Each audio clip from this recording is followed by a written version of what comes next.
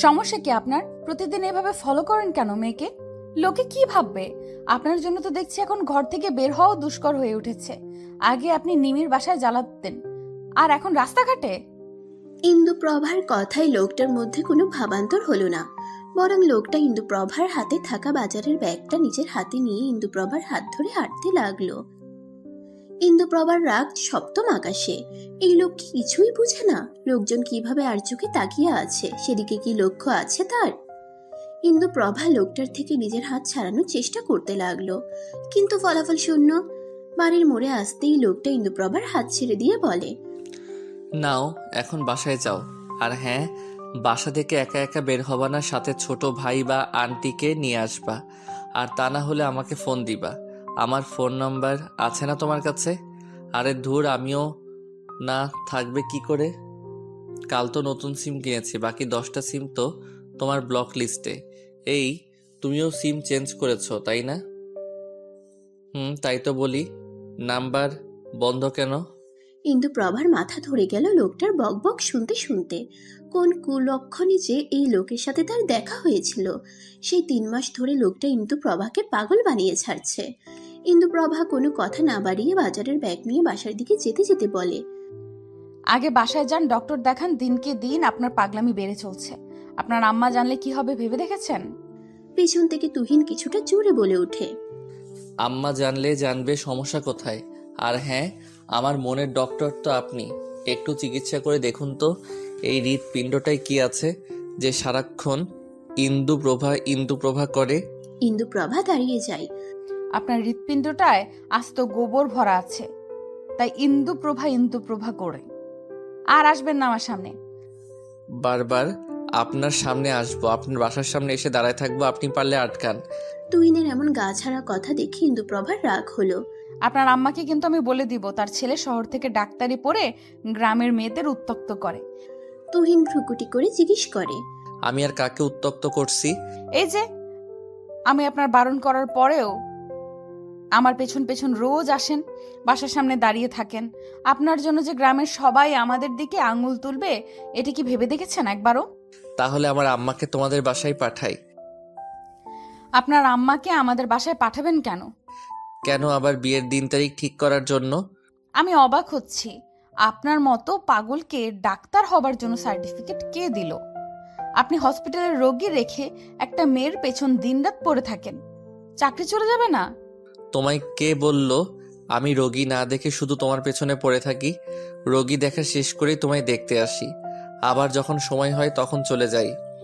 এতে কি লাভের লাভ কিছু হচ্ছে? লাভ লোকসানের কথা এত ভাবলে হয় না, কখনো কখনো ক্ষতি করেও লাভ পাওয়া যায়। লাভ মিন্স লাভ। ক্ষতিই হবে শুধু, লাভ কখনোই হবে না। ইন্দুপ্রভা থেকে পজিটিভ সাড়া কখনোই পাবেন না। তাই বলছি, অযথা আমার পেছন ঘোরা বাদ দিন। আমি কার পেছন ঘুরবো কি ঘুরবো না সেটা কি তোমার থেকে শুনে করতে হবে? পুচকি একটা মেয়ে, তার আবার এত কঠিন মন। পুচকিদের থাকে নরম সফট একটা মন। যাও, বাসায় যাও। ইন্দুপ্রভা তপ্ত শ্বাস ফেলে বাসায় চলে আসে।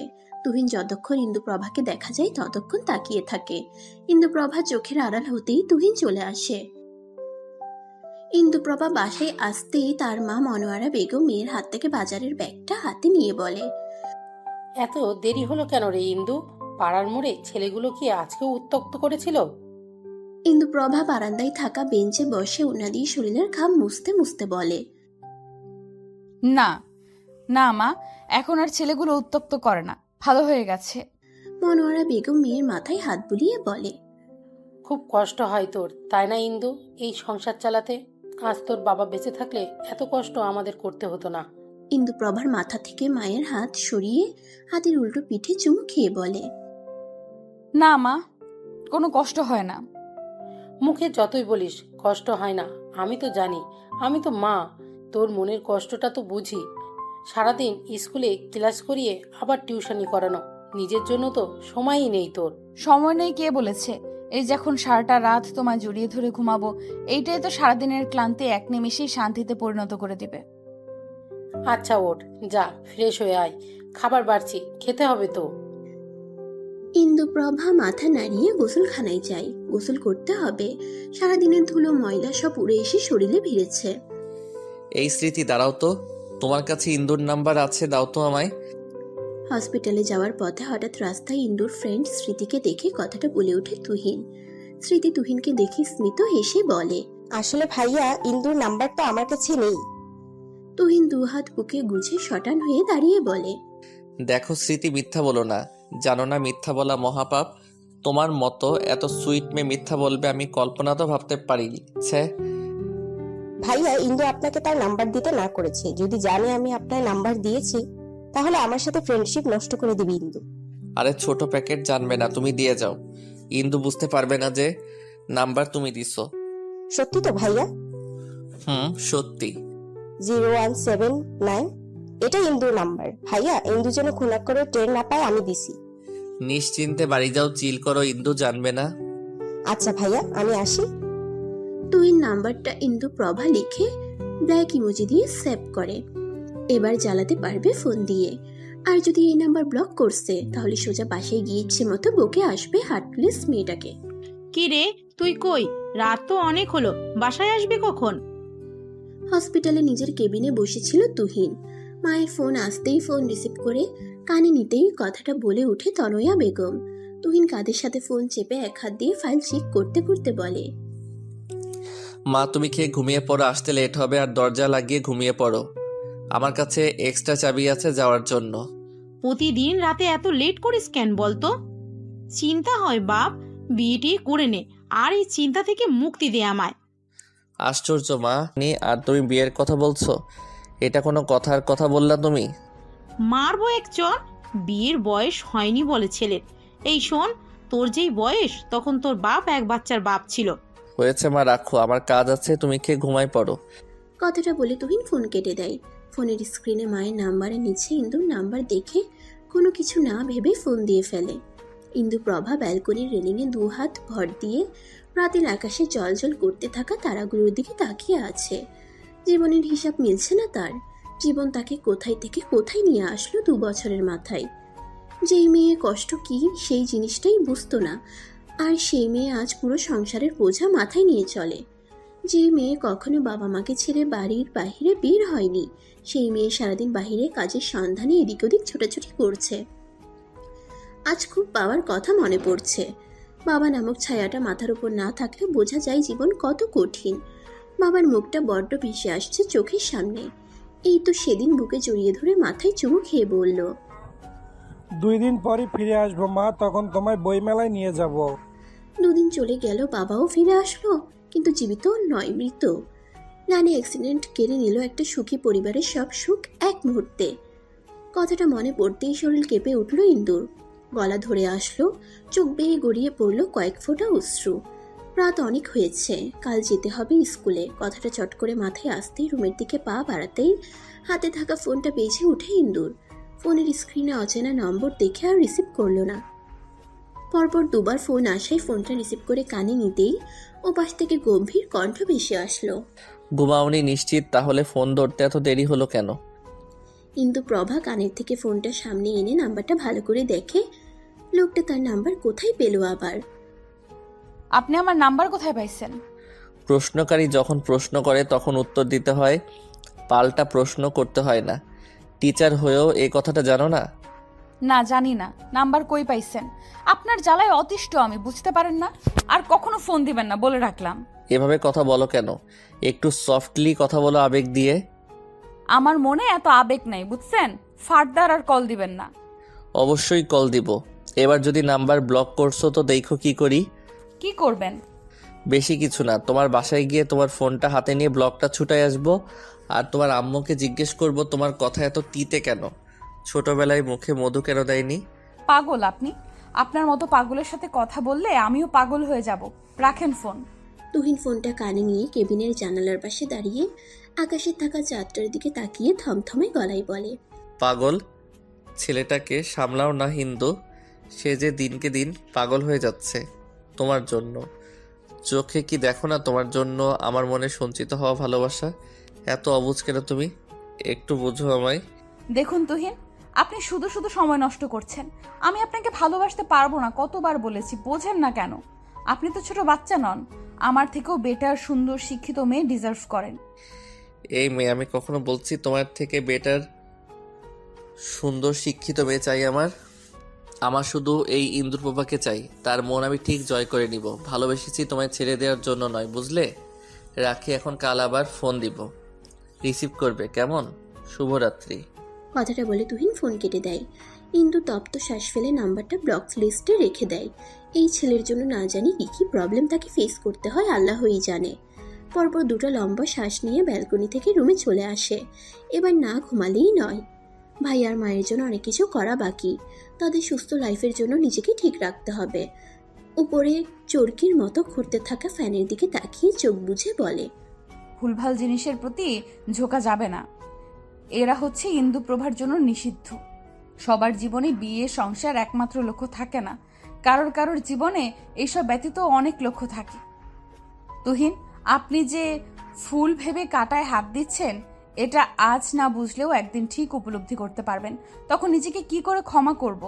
আপনাকে বারংবার বোঝাচ্ছি, ইন্দুর জীবনে কোনো ছেলের প্রবেশ নিষিদ্ধ। সে বিয়ে সংসার করতে পারবে না, এইসব যে তার করতে নেই, তবুও বোঝেন না কেন আপনি? সকালের ঝলমলে রোদ জানালা ভেদ করে রুমে ঢুকে সোজা ইন্দুর চোখে মুখে উপচে পড়ছে। বিরক্তিতে চোখ মুখ কুচকে ফেলে ইন্দু। চোখ বন্ধ রেখেই বলে, দেখ ইলিয়াস, মায়ের খেতে না চাইলে তাড়াতাড়ি জানলার পর্দাটা টেনে দে। আমি উঠলে কিন্তু মায়ের দিব। এখনো পর্দাটা সরাইনি, যার কারণে চোখে মুখে রোদ এখনো লাগছে। কি হলো ইলিয়াস, বলছি তো পর্দাটা টেনে দিতে। সাত সকালবেলা প্রতিদিন এমন করিস কেন? কথাটা বলে চোখ খুলে রেগে সামনে তাকাতেই দেখে তুহিন জানালার সামনে ওকে দুহাত গুজে দাঁড়িয়ে আছে। তুহিনকে এই মুহূর্তে তার রুমে দেখে যেন ইন্দু ভূত দেখার মতো চমকে উঠল। চোখ দুটো ভালো মতো কষলে আবার সামনে তাকায়। সত্যিই তুহিন এটা। সহসা বিছানা থেকে নামলো ইন্দু, তুহিনের সামনে দাঁড়িয়ে বলে, এই আপনি আমার বাসায় আসছেন কেন? তুহিনের সোজা সাপটা কথা। ফোন কোথায় তোমার?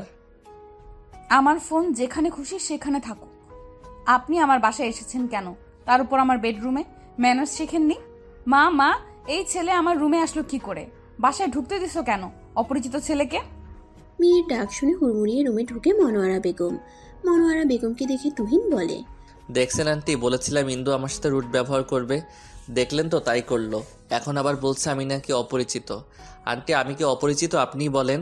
মনোয়ারা মেয়ের দিকে তাকিয়ে বলে, এমন ব্যবহার করিস কেন ইন্দু তুহিনের সাথে? ছেলেটার নাম্বার তুই ব্লক লিস্টে রেখে দিয়েছিস কেন? সেই জন্য ছেলেটা সেই ভোরবেলা থেকেই বাসার সামনে দাঁড়িয়ে আছে। ইন্দু অবাক হয়ে তুহিনের দিকে তাকিয়ে বলে, আপনার কি মাথা খারাপ? এমন করতেছেন কেন? কি চান আপনি বলেন তো? আপাতত চাইছি তুমি আমার নাম্বারটা ব্লক লিস্ট থেকে আনব্লক করো। আর আন্টির সামনে কথা দাও, আমার নাম্বার আর জীবনেও ব্লক করবা না। আন্টি জানেন আপনার মেয়ের জন্য আমাকে কতগুলো সিম কিনতে হয়েছে? 10-10টা। আমার কার্ড দিয়ে সিম আর তোলা যাবে না, সেজন্য মায়ের কার্ড দিয়ে তুলছি। এখন যদি এগুলো ব্লক করে তাহলে আমি সিম কোথায় পাবো? তখন কিন্তু আন্টি আমি আপনার কাছে আসবো বলে রাখলাম। এই আপনি থামবেন? ইন্দু, নাম্বারটা আনব্লক কর। ইন্দু অবাক হয়ে বলে, মা, তুমি বলছো এই কথা? আনব্লক কর। এই যে ছেলে, শোনো, তোমায় বলছি, আমার মেয়ে আর তোমার নাম্বার ব্লক করবে না। এবার নিশ্চিন্তে থাকতে পারো। ধন্যবাদ আন্টি, আপনার মেয়ের মুখে একটু মধু দিয়েন। সব সময় তেতো কথা বের হয় আপনার মেয়ের মুখ দিয়ে, সে অভ্যাসটা একটু বদলিয়ে ফেলতে বললেন। এই যে ইন্দু আন্টি কিন্তু বলে দিচ্ছে নাম্বার ব্লক না করতে, মনে যেন থাকে। আসি আন্টি, পরে আসবো আবার। কথাটা বলে তুহিন চলে যায়। ইন্দু তার মায়ের সামনে এসে বলে, এটা কি করলাম মা তুমি? আমি বিভিন্ন উপায় ছেলেটার থেকে নিজের পিছু ছোটানোর চেষ্টা করছি, আর তুমি আরো সুযোগ করে দিলে। 3 মাস ধরে তো চেষ্টা করলি, পিছে ছোটাতে পারলি? তাই বৃথা চেষ্টা করে কি লাভ আছে বল? ছেলেটা তো ভালোবাসে তোকে, ভালোবাসা তো অন্যায় নয়। প্রায় দেখি ছেলেটা বাসার সামনে দাঁড়িয়ে থাকে। ভালোবেসে দেখ, ছেলেটা তো মন্দ নয়। মা, তুমি ভালোবাসা তো অন্যায় নয়। প্রায় দেখি ছেলেটা বাসার সামনে দাঁড়িয়ে থাকে। ভালোবেসে দেখ, ছেলেটা তো মন্দ নয়। মা, তুমি এসব বলছো? আর কেউ না জানুক, তুমি তো জানো এসব ভালোবাসার সংসার ইন্দুর জন্য নয়। এইসব নিয়ে অন্যকে মিথ্যা স্বপ্ন দেখানোর মানে নিজের সাথে সাথে অন্য একটা মানুষকে ঠকানো। আমি পারবো না এটা। প্লিজ মা, তুমি এটা করতে বলো না আমায়। সবটা তুহিনকে খুলে বল। সত্যিকারের অর্থে ভালোবাসলে তুহিন তোর সব জেনেই তোকে ভালোবাসবে। দুর্বল জায়গায় মানুষকে দেখাতে নেই মা, তাহলে তারা আরো বেশি করে সেখানে আঘাত করে। আমার স্কুলের সময় হয়ে এসেছে, খাবার দাও, আমি ফ্রেশ হয়ে আসছি। কথাটা বলে ইন্দু চলে যায় ওয়াশরুমে। মনোয়ারা বেগম অসহায় হয়ে মেয়ের যাওয়ার পানি চেয়ে থাকে। মেয়ে তার বাস্তবতা দেখতে দেখতে এখন সবকিছুতেই বাস্তবতা খুঁজে। একটা মেয়ের পেছনে আর কত ঘুরবি তুই? এখন যা শুরু করেছিস সেটাকে তো ছ্যাঁচড়ামি বলে তুহিন। মেয়েটা তোকে ভালোবাসবে না বুঝিস না কেন? হসপিটালে নিজের কেবিনে বসেছিল তুহিন। হঠাৎ এমন কথা শুনে সামনে তাকিয়ে দেখে তার ফ্রেন্ড নীলা। ব্রুকুচকে বলে, নক করে আসতে হয় জানিস না? নীলা তুহিনের সামনে গিয়ে বলে, না জানি না, তুই যা শুরু করেছিস এবার অন্তত থাম। কি শুরু করছি? 3 মাস ধরে একটা মেয়ের পেছনে পড়ে আছিস, এবার মেয়েটাকে রেহাই দে। ও ছাড়া কি আর মেয়ে নেই দুনিয়ায়? ওকেই পছন্দ করতে হলো তোর? আমি কাকে পছন্দ করব না করব সেটা তোর দেখার বিষয় না, কাজে ফোকাস কর। সেম টু ইউ, কাজে ফোকাস কর, ওই মেয়ের পেছনে না ঘুরে। ওই মেয়ে কি ওর নাম আছে? নাম ধরে ডাকতে না পারলে ওই মেয়ে ও বলবি না। মাথাটা একদম খেয়ে ফেলেছে ওই মেয়ে, ওই ইন্দুপোভা, তাই না? এর জন্যই ফ্রেন্ডদেরকেও সময় দিতে পারিস না। সকাল সন্ধ্যা তোর জন্য আমরা ওয়েট করেছিলাম। রেস্টুরেন্টে তুই না এসে কি করলি? ইন্দুর কাছে চলে গেলি। বাহ! আমি আগেই বলেছিলাম যেতে পারবো না। কেন যাবি না? ওর মধ্যে কি এমন আছে যা আমার মধ্যে নেই? নৈশব্দে হাসলো তুহিন। এই তো লাইনে এসেছিস। ইন্দুর সাথে কখনো নিজেকে কম্পেয়ার করিস না। ইন্দুকে কারোর সাথে কম্পেয়ার করা যায় না। সে আমার, ইন্দু একান্তই আমার। আর তোকে আগেও বলেছি, তুই জাস্ট ফ্রেন্ড আমার, এর থেকে বেশি আমার কাছে কিছু আশা বা এক্সপেকটেশন রাখিস না। সবুজ তোকে খুব ভালোবাসে, ছেলেটাকে বোঝার চেষ্টা কর। আমিও তো তোকে ভালোবাসি, আমাকে একটু বোঝার চেষ্টা কর। আমি ইন্দুকে ভালোবাসি। আর আমি তোকে। তুই যদি এমন করতে থাকিস, নীলা সত্যি হসপিটালটা ছাড়তে হবে আমার। আমি চাই না তোর সাথে খারাপ ব্যবহার করতে। আশা করি তুই চাইবি না আমি হসপিটালটা ছেড়ে চলে যাই।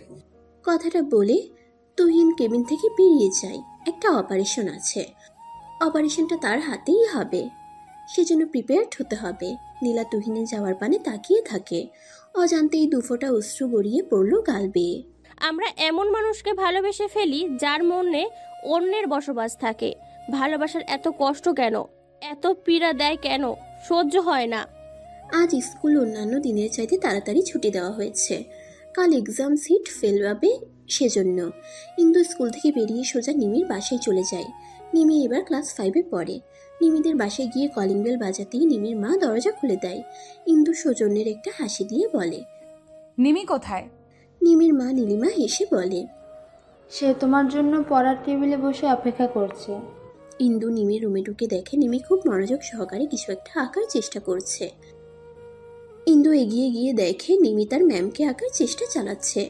ইন্দু হেসে নিমির থেকে ড্রয়িং খাতাটা নিয়ে বলে, নিমি, আমি দেখতে কি এমন?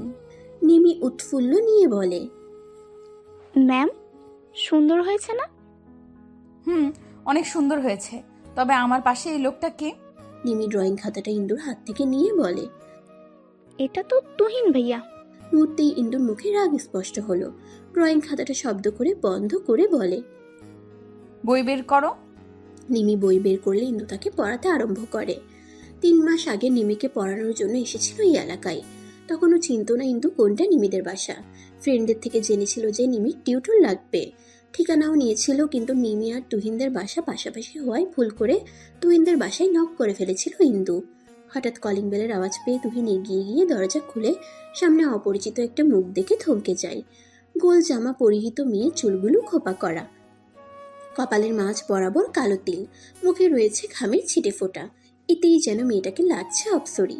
মেয়েটার থেকে চোখ সরানো যেন দুষ্কর হয়ে যায়। তুহিনকে এভাবে তাকিয়ে থাকতে দেখে ইন্দু গলা ঝেড়ে কেশে নেয়। এটা কি নিমিদের বাসা?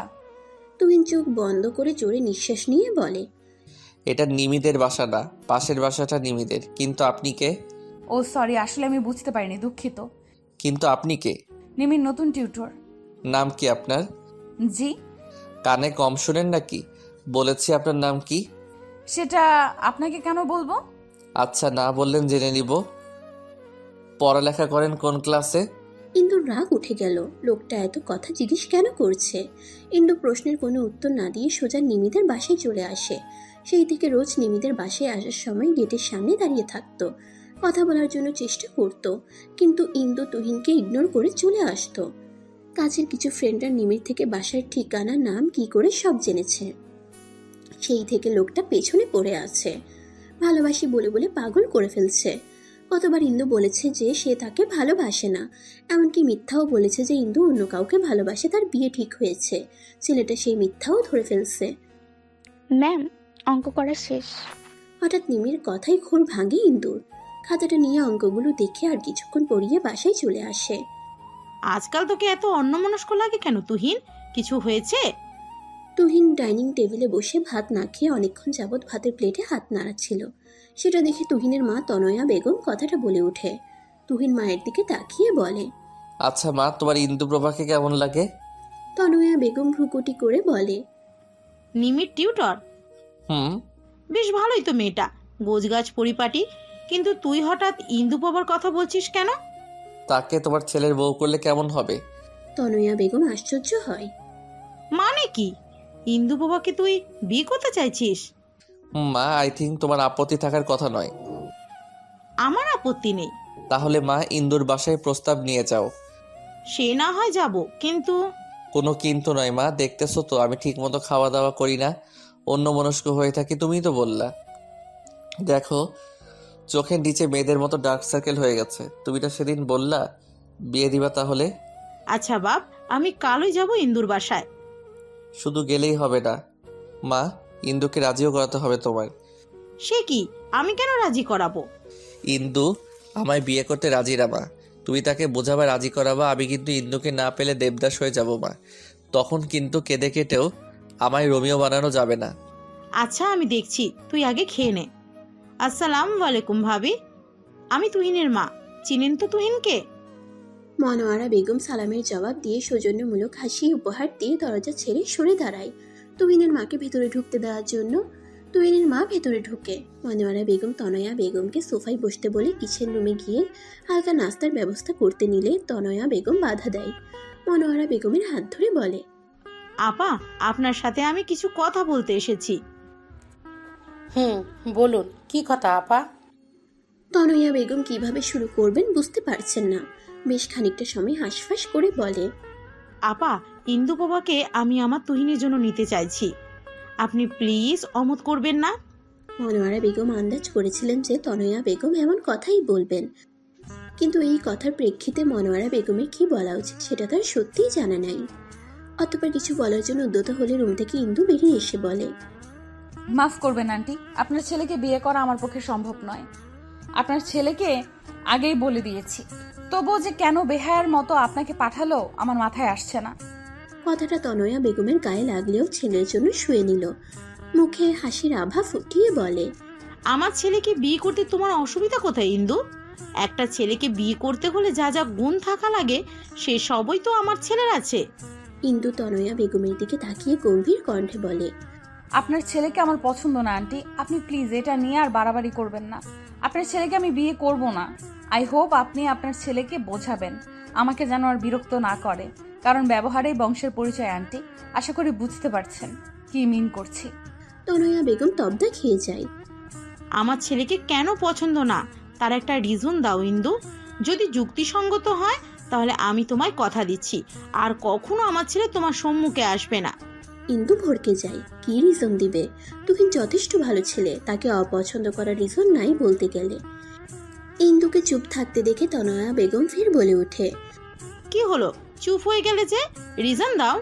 ইন্দু তার মায়ের দিকে একবার তাকিয়ে ফের তনয়া বেগমের দিকে তাকিয়ে বলে, আন্টি রিজন নেই আমার কাছে, এটা সত্যি, কিন্তু ফোর্স করে তো আর সংসার বিয়ে হয় না।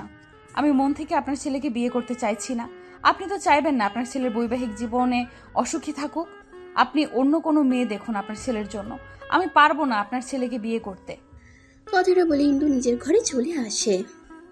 তনয়া বেগম মনোয়ারা বেগমের দিকে তাকাতেই মনোয়ারা বেগম বলে ওঠে, আপা, তুহিনকে আমার মেয়ের জামা হিসেবে ভালোই লাগে, কিন্তু ভালো শুধু আমার লাগলে তো চলবে না, সংসার তো করবে আমার মেয়ে।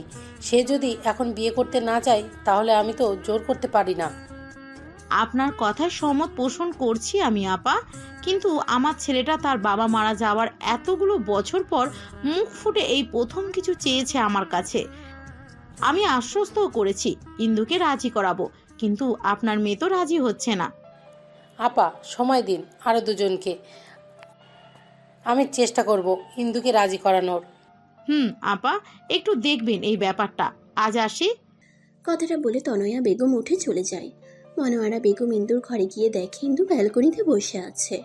মনোয়ারা বেগম এগিয়ে গিয়ে ইন্দুর কাঁধে হাত রাখতেই ইন্দু তড়িঘড়ি করে মা হাত দিয়ে চোখের কোণে লেগে থাকা অশ্রু মুছে ফেলে।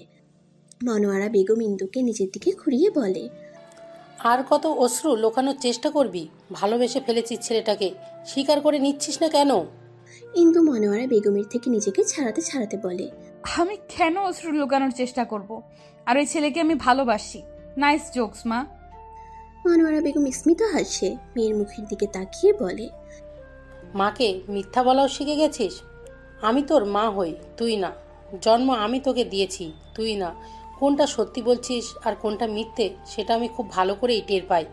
ভালোবাসা অপরাধ না ইন্দু, ছেলেটা তোকে ভালোবেসে বিধায় তার মায়েরকে আজ বিয়ের প্রস্তাব দিয়ে পাঠিয়েছে। ইন্দু তাচ্ছিল্যের সুরে বলে, সত্যিটা জানলে মা কখনো আর তার মাকে পাঠাতো না। ভালোবাসা তখন জানলা দিয়ে পালাতো। সবাই এক না ইন্দু, তুহিনকে বলে দেখ বিষয়টা। ইন্দু কাটকাট গলায় বলে, কোনো দরকার নেই মা। তাহলে কি এভাবেই চলতে থাকবে জীবন? যেভাবে চলছে চলুক না মা। যখন জীবনের মোড় আসবে তখন আপনা আপনি জীবন থেমে যাবে। মনোয়ারা বেগম ইন্দুর দুগাল ধরে বলে, এভাবে জীবন চলে না মা। মেয়ে হয়ে জন্মিয়েছ, বিয়ে করতেই হবে, আজ না হোক কাল। ইন্দু তার গাল ধরে রাখা মায়ের হাত দুটোর উপর হাত দিয়ে ছলছল চোখে বলে, যে মেয়ে না তার আবার কিসের সংসার, কিসের বিয়ে মা? ভুলে গেছো আমি কি? আমি একটা... পুরো কথাটা আর শেষ করতে দেয় না মনোয়ারা বেগম। মেয়েকে বুকে চেপে ধরে। ইন্দু মায়ের বুকে ঠাই পেয়ে ফুপিয়ে কেঁদে ওঠে। মেয়েকে কি বলে সান্ত্বনা দিবে তার জানা নেই। একটা মূলকে আঁকড়ে ধরে আছে। মেয়ের মাথায় হাত বুলিয়ে বলে, তুই ওটা নোস ইন্দু, কতবার বলবো? তোর সব কিছুই তো আর সব মেয়েদের মতো, তাহলে কেন বারবার নিজেকে এটা বলিস? ইন্দু মায়ের বুক থেকে মাথা সরিয়ে স্মিত এসে বলে, আমাকে সান্ত্বনা দিচ্ছ মা? সংসার করো আর সান্ত্বনা নিতে ইচ্ছে করে না? বিশ্বাস করো আর সান্ত্বনা নিতে ইচ্ছা করে না? আমি যদি সত্যি মেনে নিতে পারি, তুমি কেন মেনে নিচ্ছ না? আমার যেসব কন্ডিশন তাতে ওটার সাথে তুলনা করা, আর আমি জেনে শুনে একটা ছেলেকে ঠকাতে পারবো না মা। কথাটা বলে ইন্দু আকাশের পানে চায়। পাশের রুম থেকে হঠাৎ ইলিয়াসের ডাক আসতেই মনোয়ারা বেগম শাড়ির আঁচল দিয়ে চোখের পানি মুছে মেয়ের পানে চেয়ে চলে যায়। ইন্দু ব্যালকনির রেলিং ধরে নিচে বসে পড়ে। দম বন্ধ হয়ে আসছে তার। আর 5টা মেয়ের মতো স্বাভাবিক জীবন দিলে কি এমন ক্ষতি হতো স্রষ্টার? যতই নিজেকে শক্ত করে করতে চাই, ততবারই তুহিন নামক ঝড় এসে তাকে নড়বড়ে করে দিয়ে যায়। লোকটার ভালোবাসা স্বীকার করার ক্ষমতা তার নেই। আর লোকটাকে সত্যি বলে দিলে লোকটা নিশ্চয়ই ঘৃণা করবে, আর সবার মতো। কথাগুলো ভেবে ইন্দু নীরবে অশ্রু বিসর্জন দেয়। না জানি একতরফা ভালোবাসার মূল্য নেই তুহিন। তুই ভালোবাসলেও ইন্দু ভালোবাসে না। ভালোবাসা না থাকলে তো আর সংসার হয় না। তুহিন সোফা থেকে উঠতে উঠতে কাটকাট গলায় বলে, দেখো মা, আমি ঠিক ইন্দুর মন জয় করে নিব, তাকে ঠিক রাজি করাবো আমায় ভালোবাসার জন্য। একদিন সে নিজের মুখে বলবে সে আমায় ভালোবাসে, দেখে নিও। আর কোনো মেয়ে নেই পৃথিবীতে? ইন্দুকে কেন ভালোবাসতে হলো? ভালোবাসা কি আর বলে কই আসে মা? আমার শুধু ইন্দুকে চাই, অন্য কাউকে না। কথাটা বলে তুহিন চলে যায় নিজের রুমে। তনয়া বেগম ছেলের যাওয়ার পানে চেয়ে তপ্ত শ্বাস ফেলে। এই মেয়ে, আমার মায়ের কাছে এটা বলেছো কেন যে তুমি আমায় বিয়ে করতে পারবে না? ইন্দু স্কুলে যাচ্ছিল হেঁটে। হঠাৎ এমন কথা কর্ণকুহর হতে থেমে যায়। পেছনে ঘুরে তুহিনের দিকে চেয়ে বলে, যা সত্যি সেটাই বলছি। আপনাকে কেন আমি বিয়ে করতে যাব? I don't like you. Tuhin দুহাত কোমরে দিয়ে ভ্রুকুটি করে বলে, আই ডোন্ট লাইক ইউ কথাটাকে কি অন্যভাবে বলা যায় না? ডোন্টটা বাদ দিও তো বলতে পারতা যে আই লাইক ইউ। ইন্দু আর কথা বাড়ালো না, সামনে ঘুরে হাঁটতে লাগলো। তুহিন ইন্দুর পেছন পেছন হাঁটতে লাগলো। ইন্দু বুঝেও কিছু বলল না, চুপচাপ চলতে লাগলো। স্কুলের সামনে আসতেই ইন্দু পেছন ঘুরে বলে, এবার চলে যান, আমি স্কুলের সামনে এসে গেছি। এবার চলে যান, আমি স্কুলের সামনে এসে গেছি। আম্মাকে আবার পাঠাবো, এবার আর না করো না প্লিজ ইন্দু। কথাটা কানে আসতেই ঝড়ের বেগে তুহিনের থেকে নিজের হাতটা সরিয়ে নিল ইন্দু। মুহূর্তেই মুখের ভঙ্গিমা চেঞ্জ হয়ে গেল। তুহিনের দিকে তাকিয়ে ঝাঁঝালো কণ্ঠে বলে উঠল, আপনি কি বেহায়া? সামান্য লজ্জা নেই আপনার? গন্ডারের চামড়া নাকি আপনার শরীরে? আপনার মাকে কাল আমি বলে দিয়েছি না আপনাকে বিয়ে করতে পারবো না, তবুও বেহায়ার মতো পেছন ঘোরেন। বাসা থেকে কি এটাই শিখিয়ে দিয়েছে আপনার মা? বেহায়া ছ্যাঁচড়া ছেলে একটা। মিনিমাম লজ্জা থাকলে আমার সামনে আর আসবেন না প্লিজ, এই রিকোয়েস্টটা অন্তত রাখবেন। কথাটা বলে ইন্দু স্কুলের ভেতরে ঢুকে যায়। তুহিন অবাক হয়ে ইন্দুর যাওয়ার পানে তাকিয়ে থাকে। কোথায় যেন পড়েছিল তুহিন, যা তোমার তা তোমারই থাকবে দিন শেষে, আর যা তোমার না সেটা শিকলে বেঁধে রাখলেও দিন শেষে তা তোমার হবে না। কথাটা তাহলে হুবহু মিলে যাচ্ছে। ইন্দু কি তাহলে দিন শেষে আমার হবে না? কথাটা মনে আসতেই বুকটা বিষাদে ভরে গেল তুহিনের। ইন্দুকে ছাড়া বেঁচে থাকা ইম্পসিবল। মানুষ যদি ভালোবাসা দিয়ে পাথরে ফুল ফোটাতে পারে, তাহলে আমিও আমার ভালোবাসা দিয়ে ঠিকই তোমার মন জয় করতে পারবো ইন্দু। ভালোবেসেছি, তোমায় নিজের করেই ছাড়বো। কথাটা বলে হসপিটালে চলে যায় তুহিন। হসপিটালে এসে নিজের কেবিনে যেতেই দেখে তার ফ্রেন্ড সাগর বসে আছে। নিজের কেবিনে সাগরকে দেখে ভ্রুকুটি করে ফেলে তুহিন। চেয়ারে বসতে বসতে বলে, কি ব্যাপার আমার কেবিনে তুই? সাগর হাত ঘড়িটার দিকে তাকিয়ে বলে, কয়টা বাজে দেখো তো। তুহিন হাত ঘড়িটাই টাইম দেখে বলে, 10টা বাজে। ডিউটি কয়টায় অন হোক? 1 ঘন্টা লেট হয়েছে। স্যার আজ রেগে গেছে। এভাবে তুই যদি প্রতিদিন লেট করিস তাহলে স্যার তোকে ডাক্তারি ছেড়ে দিতে বলেছে। সুমন স্যার বলেছে এটা? ওকে দেন, আমি রিজাইন লেটার পাঠিয়ে দিব। সাগর অবাক হয়ে বলে, সিরিয়াসলি তুই জবটা ছেড়ে দিবি? তুহিন চেয়ারে গায়ে দিয়ে চোখ বন্ধ করে বলে, ছেড়ে দিব। সাগর চেয়ার ছেড়ে উঠে বলে, মাথা খারাপ তোর? এমন জব কেউ ছেড়ে দেওয়ার চিন্তা মাথায় আনে কি করে? ইন্দু মেয়েটা যে ওর মাথা চিবিয়ে চিবিয়ে খেয়ে ফেলেছে, তার সুখ থাকতে ভূতে কেলাচ্ছে। কথাটা বলতে বলতে তুহিনের কেবিনে ঢুকে নিলা। তুহিন চোখ বন্ধ রেখেই মুচকে এসে বলে, মেয়েটা যদি মুখ ফুটে বলতো চাকরি কেন, তোমার জানটা আমায় দিয়ে দাও, আমি হাসতে হাসতে আমার জানটা তাকে দিয়ে দিতাম। কিন্তু আফসোস মেয়েটা তেমন কিছুই আমায় বলেনি। চাকরি আমি আমার নিজের ইচ্ছাই ছাড়ছি, আর স্যার নিজেও তো বলেছে ছেড়ে দেওয়ার জন্য। সাগর টেবিলের উপরে এক হাত ভরে দিয়ে বলে, স্যার এমনি এমনি বলেনি তুহিন, তোর অনিয়ম স্যারের চোখে পড়েছে বারংবার। একটা মেয়ের পেছনে পড়ে কি থেকে কি হয়ে গেছিস। একবার নিজেকে আয়নায় দাঁড় করিয়ে ভাবতো ভালোবাসা অন্যায় নয়, কিন্তু একপক্ষিক ভালোবাসা মারাত্মক ক্ষতি করে। এই যেমন তুই একপক্ষিক ভালোবেসে যাচ্ছিস ইন্দুকে, মেয়েটা তো তোকে ভালোবাসে না, তাহলে কেন মেয়েটার পেছনে পড়ে নিজের ফিউচার নষ্ট করছিস?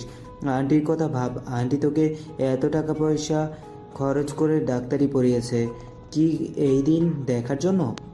তুহিন বসা থেকে উঠে দাঁড়ায়, নিজেকে দেখিয়ে বলে, আচ্ছা দেখো তো আমি কি দেখতে শুনতে খারাপ, চেহারা বাজে? এটা কেমন কথা বলছিস তুই? আমাদের ফ্রেন্ড সার্কেলের মধ্যে সবচেয়ে সুদর্শন পুরুষ তুই। তাহলে ইন্দু কেন ভালোবাসে না আমায়?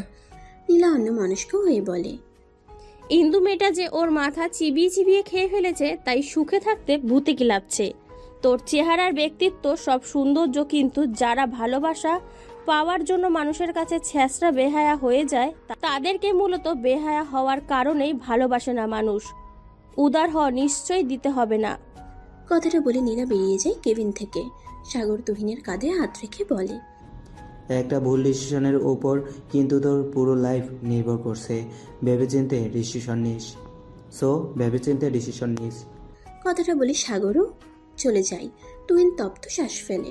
কেউ কারো পরিস্থিতি বুঝতে পারে না যতক্ষণ না সেই ব্যক্তি অপর ব্যক্তির মতো সেম পরিস্থিতিতে পড়ে। বিকেলের দিকে আকাশটা কালো মেঘে ঢেকে আছে। চারিদিক দিয়ে বইছে বাতাস। বাতাসের সাথে যুক্ত হয়েছে রাস্তার ধুলোবালি। এই বাতাসগুলো সংকেত দিচ্ছে গর্জে বৃষ্টি বা ঝড় আসবে। ইন্দু স্কুল থেকে বেরিয়ে তাড়াতাড়ি বাসার উদ্দেশ্যে হাঁটা ধরে। বৃষ্টি নামার আগেই বাসায় যেতে হবে। আজ আর নিমিকে পড়াতে যাবে না। বাসার কাছে আস্তে আস্তেই গর্জে বৃষ্টি নামা ধরল। ইন্দু আর না হেঁটে রাস্তার পাশে দোকানের সামনে গিয়ে আশ্রয় নিল। বেশ খানিকটা সময় দাঁড়িয়ে থাকার পরও বৃষ্টি থামার নাম গন্ধ নেই। বৃষ্টির ফোঁটাগুলো বাতাসের কারণে ইন্দুর শরীরকে ভিজিয়ে দিচ্ছে। এভাবে দাঁড়িয়ে থাকলে বাসায় আর সন্ধ্যার আগে ফিরতে পারবে না। ইন্দু বৃষ্টি মাথায় নিয়েই হাঁটা ধরল। কয়েক কদম যেতেই হঠাৎ নিজের উপর বৃষ্টির ফোঁটা পড়তে না দেখে উপরে তাকিয়ে দেখে তার মাথার উপর ছাতা। পাশে ঘুরতেই দেখে তুহিন ইন্দুর মাথায় ছাতা নিয়ে দাঁড়িয়ে আছে আর সে বৃষ্টিতে ভিজছে। ইন্দু ছাতার নিচ থেকে সরে যেতে চাইলে তুহিন বলে, সরে যেও না, বৃষ্টিতে ভিজলে জ্বর আসবে। ইন্দু বিরক্তি নিয়ে বলে, আপনি আবার আসছেন কেন? আপনি যে ভিজছেন, আপনার জ্বর আসবে না? ছাতাটা আপনার, আপনি কেন ভিজছেন? আমার বাসা কাছেই, চলে যেতে পারবো আমি। তুহিন কথা না বাড়িয়ে ছাতাটা ইন্দুর হাতে ধরিয়ে দিয়ে বলে, চুপচাপ বাসায় যাও। আন্টি হয়তো চিন্তা করছে আর আমাকে নিয়ে তোমার টেনশন করতে হবে না, কিন্তু তোমাকে নিয়ে আমার টেনশন করতে হবে। কথাটা বলে তুহিন পেছন ঘুরে বাসার দিকে চলে যায়। ইন্দু তুহিনের যাওয়ার পানে তাকিয়ে বলে, আমায় কেন ভালোবাসতে গেলেন তুহিন? আমার সত্যিটা জানলে মানতে পারবেন তো? তখন কষ্ট ঘৃণা লাগবে না? আকাশটা আজ মেঘলা, কালো মেঘগুলো উড়ে চলেছে আকাশ জুড়ে। 2 দিন আগেও তো আকাশ ঠিক ছিল, সব স্বাভাবিক ছিল। আজ হঠাৎ কেন যে সকালটা এভাবে শুরু হলো কে জানে। ইন্দু রেডি হয়ে নিল, ডাইনিং টেবিলে গিয়ে খাবারটা চটপট খেয়ে কাঁধে ব্যাগটা নিয়ে বেরিয়ে পড়লো। হেঁটে যেতে বেশি সময় লাগে না স্কুলে, তাই ইন্দু হেঁটে যাচ্ছে। হাঁটার মাঝে বারবার মনে হচ্ছে এই বুঝি কোথাও থেকে হুট করে তুহিন এসে ইন্দুর পাশে পায়ে পা মিলিয়ে হাঁটবে। বারংবার আশেপাশে তাকালো, ফলাফল শূন্য। তুহিনের ছিটে ফোটাও নেই।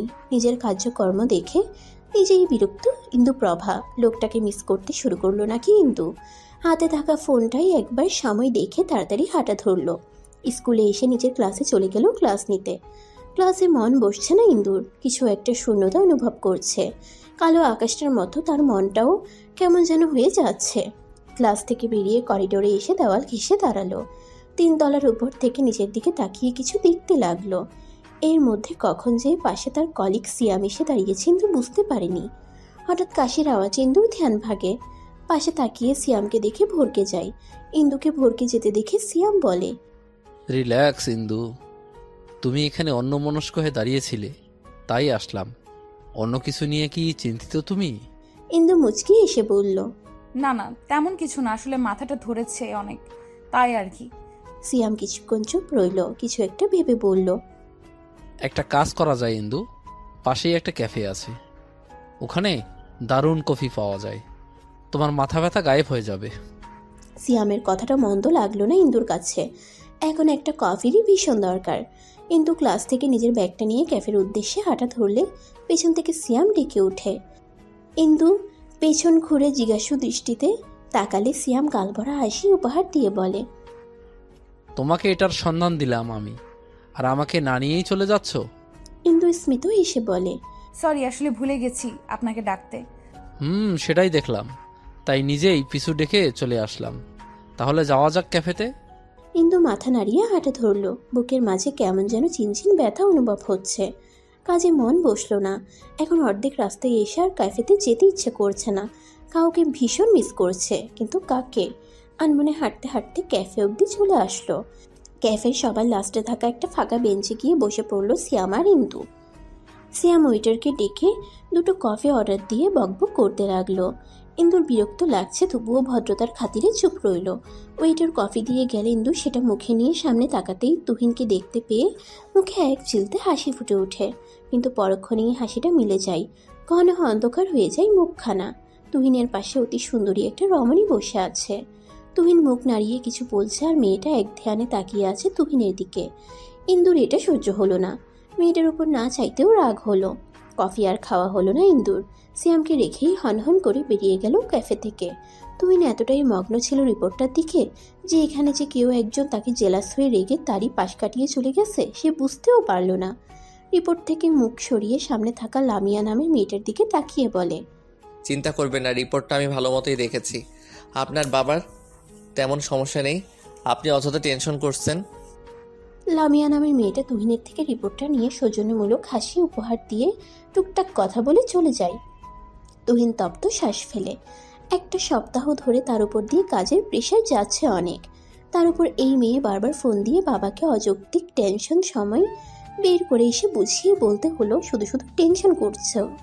ইন্দুকে দেখা হয় না 7টা দিন ধরে। মেয়েটা নিশ্চয়ই খুশি হচ্ছে। এদিকে তুহিন যে ইন্দুকে দেখতে না পেয়ে দহনে পড়ছে সেটা যদি মেয়েটা একটু জানতো। ইন্দু আর স্কুলে গেল না। বাসা যাবার পথে একটা খোলা প্রান্ত মাঠ পড়ে। সে উদ্যান মাঠে গিয়ে একটা গাছের তলায় বসলো। ফোন বের করে সময় দেখে নিল। স্মৃতিকে বলেছিল এখানটায় আসতে, মেয়েটা আসছে না দেখে বিরক্ত লাগছে। মিনিট 10 বসে অপেক্ষা করলো। এর মধ্যে স্মৃতিও চলে আসলো। স্মৃতি ইন্দুর পাশে বসে বলে, কি ব্যাপার ম্যাডামের আজ আমার কথা মনে পড়লো যে? ইন্দু দৃষ্টি সামনে রেখেই জবাব দেয়। আচ্ছা স্মৃতি, আমরা মানুষগুলো এমন কেন? স্মৃতি জিজ্ঞাসু দৃষ্টি নিয়ে বলে, কেমন? ইন্দু এবার নড়ে চড়ে বসলো। শুকনো ঠোঁটটা জিহ্বা দিয়ে ভিজিয়ে নিল। পরপর লম্বা শ্বাস নিয়ে বলল, প্লিজ খ্যাপাস না আমায়। আচ্ছা বল। আজ তুহিন নামের ছেলেটার সাথে একটা মেয়েকে দেখে বুকের ভেতরটায় কেমন যেন ব্যথা করলো। স্মৃতি স্মিত হাসলো ইন্দুর কথা শুনে। ইন্দুর পিঠে হাত দেয়। স্মৃতি ইন্দুর ভাবসাব দেখে কিছুটা আন্দাজ করতে পেরে বলে, মানুষ বড়ই বিচিত্র প্রাণী। এদের মনে কি থাকে এরা নিজেরাই বুঝতে পারে না। তবে যাই বলিস, তুহিন ছেলেটা কিন্তু দারুণ। অন্যান্য ছেলের থেকে ব্যতিক্রম কিছুটা। মুহূর্তেই ইন্দুর মুখের ভাবভঙ্গি পরিবর্তন হয়ে যায়। মনে পড়ে ক্যাফের ঘটনা।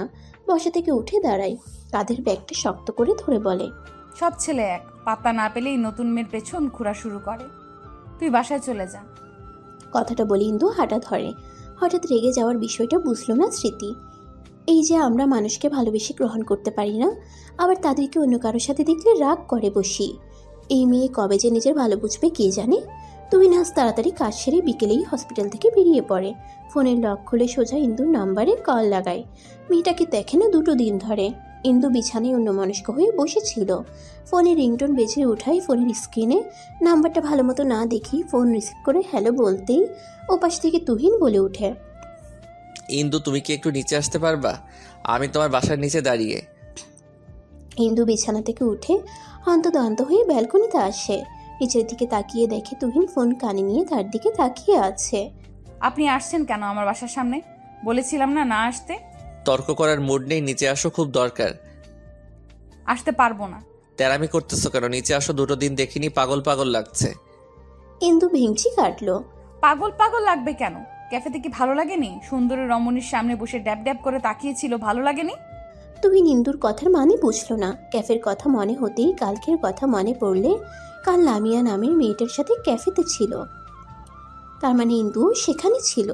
আচ্ছা মেয়েটা কি কোনোভাবে জেলাস? কথাটা মনে আসতেই মুখে হাসি ফুটে উঠল। যাক, এবার তাহলে একটা পথ পেয়েছে। হ্যাঁ, মেয়েটা বেশ সুন্দরী ছিল। আচ্ছা, তোমার যেহেতু আসতে সমস্যা, তাহলে লামিয়াকে ডেকে নিয়ে যাচ্ছি। মেয়েটা হেল্প করতে পারবে আমার। তোমার তাহলে আসতে হবে না। কি হেল্প বলেন, করে দিচ্ছি। নিচে না আসলে বলবো কিভাবে? রেডি হয়ে আসবে। আমি রেডি। আচ্ছা নিচে আসো। ইন্দু আচ্ছা বলে ফোন কেটে দেয়। তুহিন হাসে। মেয়েটা আপন করে নেয় না, আবার কারোর সাথে দেখলে মেনেও নিতে পারে না। মেয়েদের জাতীয় স্বভাব বুঝি এটাই। কি হেল্প করা লাগবে বলেন। তুহিন উপর থেকে নিচে অবধি ইন্দুপ্রভাকে পরখ করে নিল। মুখে হাত গুজে বলে, তোমার সাথে সাথে চলে আসলে নট ব্যাড, একটু হলেও মনে জায়গা করে নিতে পেরেছি, তাই তো? ইন্দু বিরক্ত হলো নিজের করা কাণ্ড কারখানা দেখে। লোকটার কথাই এসেও বিপাকে পড়েছে। আচ্ছা আমি তাহলে চলে যাচ্ছি। কথাটা বলে ইন্দু চলে যেতে নিলে তুহিন বলে ওঠে, যেও না ইন্দু, 7টা দিন দেখিনি, একটু দাঁড়াও, তোমায় দেখে চোখের তৃষ্ণা মিটাই। ইন্দু দাঁড়িয়ে গেল। পেছনে ফেরার সাহস হয় না। লোকটাকে সেদিন কত কিছু বলল, তবুও লোকটা আবার এসেছে। নিজেকে শক্ত করলো ইন্দু। পেছন ঘুরে তুহিনের মুখোমুখি দাঁড়িয়ে বলে, আপনি কতটুকু ভালোবাসেন আমায়? তুহিন হাসলো, নির্বিকারে জবাব দিল, ভালোবাসার কি পরিমাপ করা যায় আদৌ? এই যে তুমি কি কখনো মাটি থেকে আকাশের মাঝে যে ব্যবধান, সেটা পরিমাপ করতে? কানা দেখে লোকটার কথাই এসেও বিপাকে পড়েছে। আচ্ছা আমি তাহলে চলে যাচ্ছি। কথাটা বলে ইন্দু চলে যেতে নিলে তুহিন বলে ওঠে, যেও না ইন্দু, 7টা দিন দেখিনি, একটু দাঁড়াও, তোমায় দেখে চোখের তৃষ্ণা মিটাই। ইন্দু দাঁড়িয়ে গেল। পেছনে ফেরার সাহস হয় না। লোকটাকে সেদিন কত কিছু বলল, তবুও লোকটা আবার এসেছে। নিজেকে শক্ত করলো ইন্দু। পেছন ঘুরে তুহিনের মুখোমুখি দাঁড়িয়ে বলে, আপনি কতটুকু ভালোবাসেন আমায়? তুহিন হাসলো, নির্বিকারে জবাব দিল, ভালোবাসার কি পরিমাপ করা যায় আদৌ? এই যে তুমি কি কখনো মাটি থেকে আকাশের মাঝে যে ব্যবধান, সেটা পরিমাপ করতে পারবে? এটার সাথে ওটার তুলনা কিভাবে হয়? এই যে তুমি প্রশ্ন করছো তোমায় আমি কতটা ভালোবাসি, মাটি থেকে আকাশের মাঝে যেটুকু ব্যবধান, আমি সেইটুকুই ভালোবাসি তোমায়। শোনেন, আমি আপনাকে একটা কথা বলবো। আমার মনে হয় কথাটা শুনলে আপনি আর আমার পেছন ঘুরে সময় নষ্ট করবেন না। তুহিন ভ্রুকুটি করে, কি কথা? কাল ফ্রি আছেন? হ্যাঁ। তাহলে বিকেল 3টায় আমার স্কুলের সামনে দাঁড়িয়ে থাকবেন। আমার ব্যাপারে আপনাকে আমি সব বলবো। এরপর আর জীবনেও আপনি আমার সামনে আসবেন না। তুহিন মুখটা থমথমে করে বলে, তাহলে আর বলার দরকার নেই। দরকার আছে তাই চাইছি। আপনি চলে আসবেন ঠিক সময়। এখন আসি। কথাটা বলে ইন্দু চলে যায়। শুধু শুধু ছেলেটাকে এভাবে কষ্ট দেওয়ার মানে হয় না। ছেলেটা সাময়িক কষ্ট পেলেও কিছু করার নেই। তুহিন ঠাই দাঁড়িয়ে ইন্দুর যাওয়া দেখলো।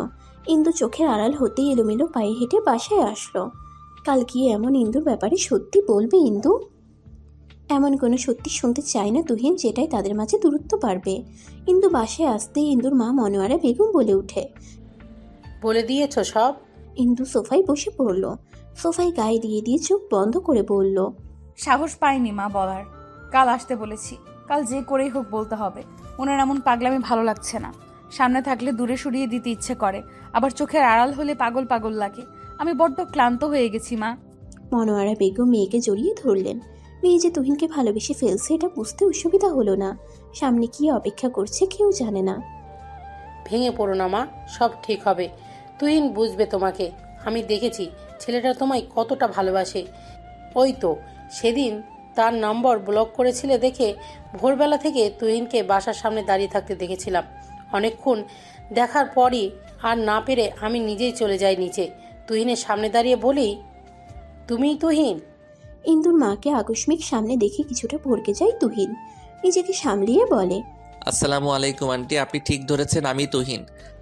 তুমি সেই ভোরবেলা থেকে এখানে দাঁড়িয়ে আছো কেন? সমস্যা কি তোমার? আসলে আন্টি আপনার মেয়েটা না আমায় বুঝতেই চায় না। কাল পই পই করে বলে দিয়েছি নাম্বার ব্লক করতে না, তবু ব্লক করে রেখে দিছে। সেজন্য দাঁড়িয়ে আছি। ইন্দুকে ভালোবাসো? ভীষণ ভালোবাসি আন্টি। এখানে দাঁড়িয়ে না থেকে বাসায় চলো। আপনাদের বাসায় আন্টি? হুম। আন্টি কিন্তু রাগ করবে? করলে আমি আছি তো, সামলে নিব। শিওর? হুম। ইন্দু মাথা তুলে তাকাই। মায়ের দিকে তাকিয়ে বলে, মা তুহিন যদি আমায় ঘৃণা করে তখন কি করব আমি? ঘৃণা কেন করবে? আর ঘৃণা করলে বুঝবি তোর মা মিথ্যা ছিল। কেউ কি চাইবে মা সে বাবা মা না হয়ে সারা জীবন পড়ে থাকতে? সবার ভেতরেই বাবা মা হবার ইচ্ছে থাকে, তুহিনেরও আছে। কাল বলে দেখ সত্যিটা। আর এসব নিয়ে টেনশন করিস না। একদম যা হবে ভালোর জন্যই হবে। যা রুমে গিয়ে রেস্ট নে। ইন্দু তপ্ত শ্বাস ফেলে নিজের রুমে চলে গেল। এদিকে তুহিন এক দণ্ড স্থির হয়ে বসে থাকতে পারছে না। ইন্দু কি এমন বলতে পারে, কথাটা বারবার মাথায় ঘুরপাক খাচ্ছে। সময়টা মনে হচ্ছে যেতেই চাচ্ছে না। কোনো রকমে রাত পার করলো তুহিন। সকালে তড়িঘড়ি করে কিছুটা মুখে নিয়ে হসপিটালে গেল। সেখানে হাতের কাজ সেরে দুপুরেই বেরিয়ে পড়ে। ইন্দুর স্কুলের সামনে এসে দাঁড়িয়ে থাকে। প্রায় ঘন্টা দুয়েক পর স্কুলের ছুটির ঘন্টা বাজতেই যেন তুহিনের হৃৎপিণ্ডটা কেঁপে উঠল আচমকা। সামনে তাকাতেই দেখে ইন্দু আসতেছে। তুহিন এক ঢোক গিলে। ইন্দু তুহিনের সামনে এসে দাঁড়ায়। এক পলক তুহিনের দিকে তাকিয়ে চোখ নিচে নামায়। চলুন, স্কুলের পাশে যে খোলা উদ্যান আছে ওখানে। ইন্দু সামনে হাঁটে আর তুহিন ইন্দুর পেছনে। খোলা উদ্যানের সামনে এসে একটা বেঞ্চে বসে পড়ে ইন্দু। তুহিন দাঁড়িয়ে ইন্দুকে দেখে। ইন্দু কাঁধে থাকা ব্যাগটা থেকে পানির বোতল বের করে পানি খেয়ে নেয়। ইশারায় তুহিনকে পাশে বসতে বলে। তুহিন চুপচাপ ইন্দুর পাশে বসে। ইন্দু জিহ্বা দিয়ে ঠোঁটটা পিছিয়ে বলে, তুহিন, আমি আপনাকে আমার ব্যাপারে কিছু বলতে চাই। আপনি তো জানেন মেয়েদের বিষয় সব। পিরিয়ড নামক শব্দটার সাথে তো আপনি পরিচিত। তুহিন মাথা নাড়িয়ে হ্যাঁ বলে। ইন্দু তপ্ত শ্বাস ফেলে আবার বলতে লাগে, আমার বয়স 24 হতে চললো। আমার এখনো পিরিয়ড হয়নি। আই থিঙ্ক আপনি বুঝতে পেরেছেন। আর 4-5টা সাধারণ মেয়ের মতো না। আমাদের সমাজে যাদের পিরিয়ড হয় না তাদের কিসের সাথে তুলনা করে আপনি তো জানেন। বাংলা ভাষায় বলতে গেলে হিজড়া। আমি আপনাকে শুরু থেকেই বুঝিয়ে এসেছি, আপনি বুঝলেন না, তাই আমাকেই বলতে হলো। আমাকে বিয়ে করলে কখনো বাবা হবার স্বাদ গ্রহণ করতে পারবেন না। আর আমি চাইবো না আমার জন্য আপনার ক্ষতি হোক। এই পিরিয়ডই একটা মেয়ের বাচ্চা হওয়ার সক্ষমতা প্রুফ করে। আমার পিরিয়ড হয়নি, আমি মা হতে অক্ষম। আপনি চাইবেন না এমন একটা মেয়েকে ভালোবাসতে বা জীবনসঙ্গী হিসেবে পেতে। তার থেকে পালাতে মিথ্যা বলছে ইন্দু। স্মিত হেসে বলল, মিথ্যা কেন বলছো ইন্দু? আমার থেকে পালাতে? দেখো আমি তোমাকে ভালোবাসি, মিথ্যা বলো না প্লিজ। ইন্দু বসা থেকে উঠে দাঁড়ালো। আমি মিথ্যে বলছি না তুহিন, আমি সত্যি বলেছি। আপনাকে মিথ্যে বলে আমার কি লাভ? আমি সত্যি মা হতে অক্ষম। মা হবার মতো অ্যাবিলিটি আমার নেই। সৃষ্টিকর্তা সেই সুযোগ আমায় দেয়নি। তুহিন নির্বাক, কি বলা উচিত মাথায় আসছে না। মেয়েটা মা হতে অক্ষম? পিরিয়ড না হলে তো মা হওয়া ইম্পসিবল। এমনি অন্য সমস্যা থাকলে চিকিৎসা করে না হয় সারানো যেত। কিন্তু পিরিয়ড এটা কি করে ঠিক করা যায়? আমার না হয় বাচ্চা অ্যাডপ্ট করবো ইন্দু। তুহিনের চোখে মুখে অসহায়ত্ব। ইন্দু তাচ্ছিলের হাসি মুখে এনে বলে, জীবনটা কোনো সিনেমা না বা গল্প না তুহিন। আবেগ দিয়ে জীবন চলে না। বাচ্চা অ্যাডপ্ট আর নিজের বাচ্চা এক হয় কখনো? আমার সমস্যা, আপনার তো না।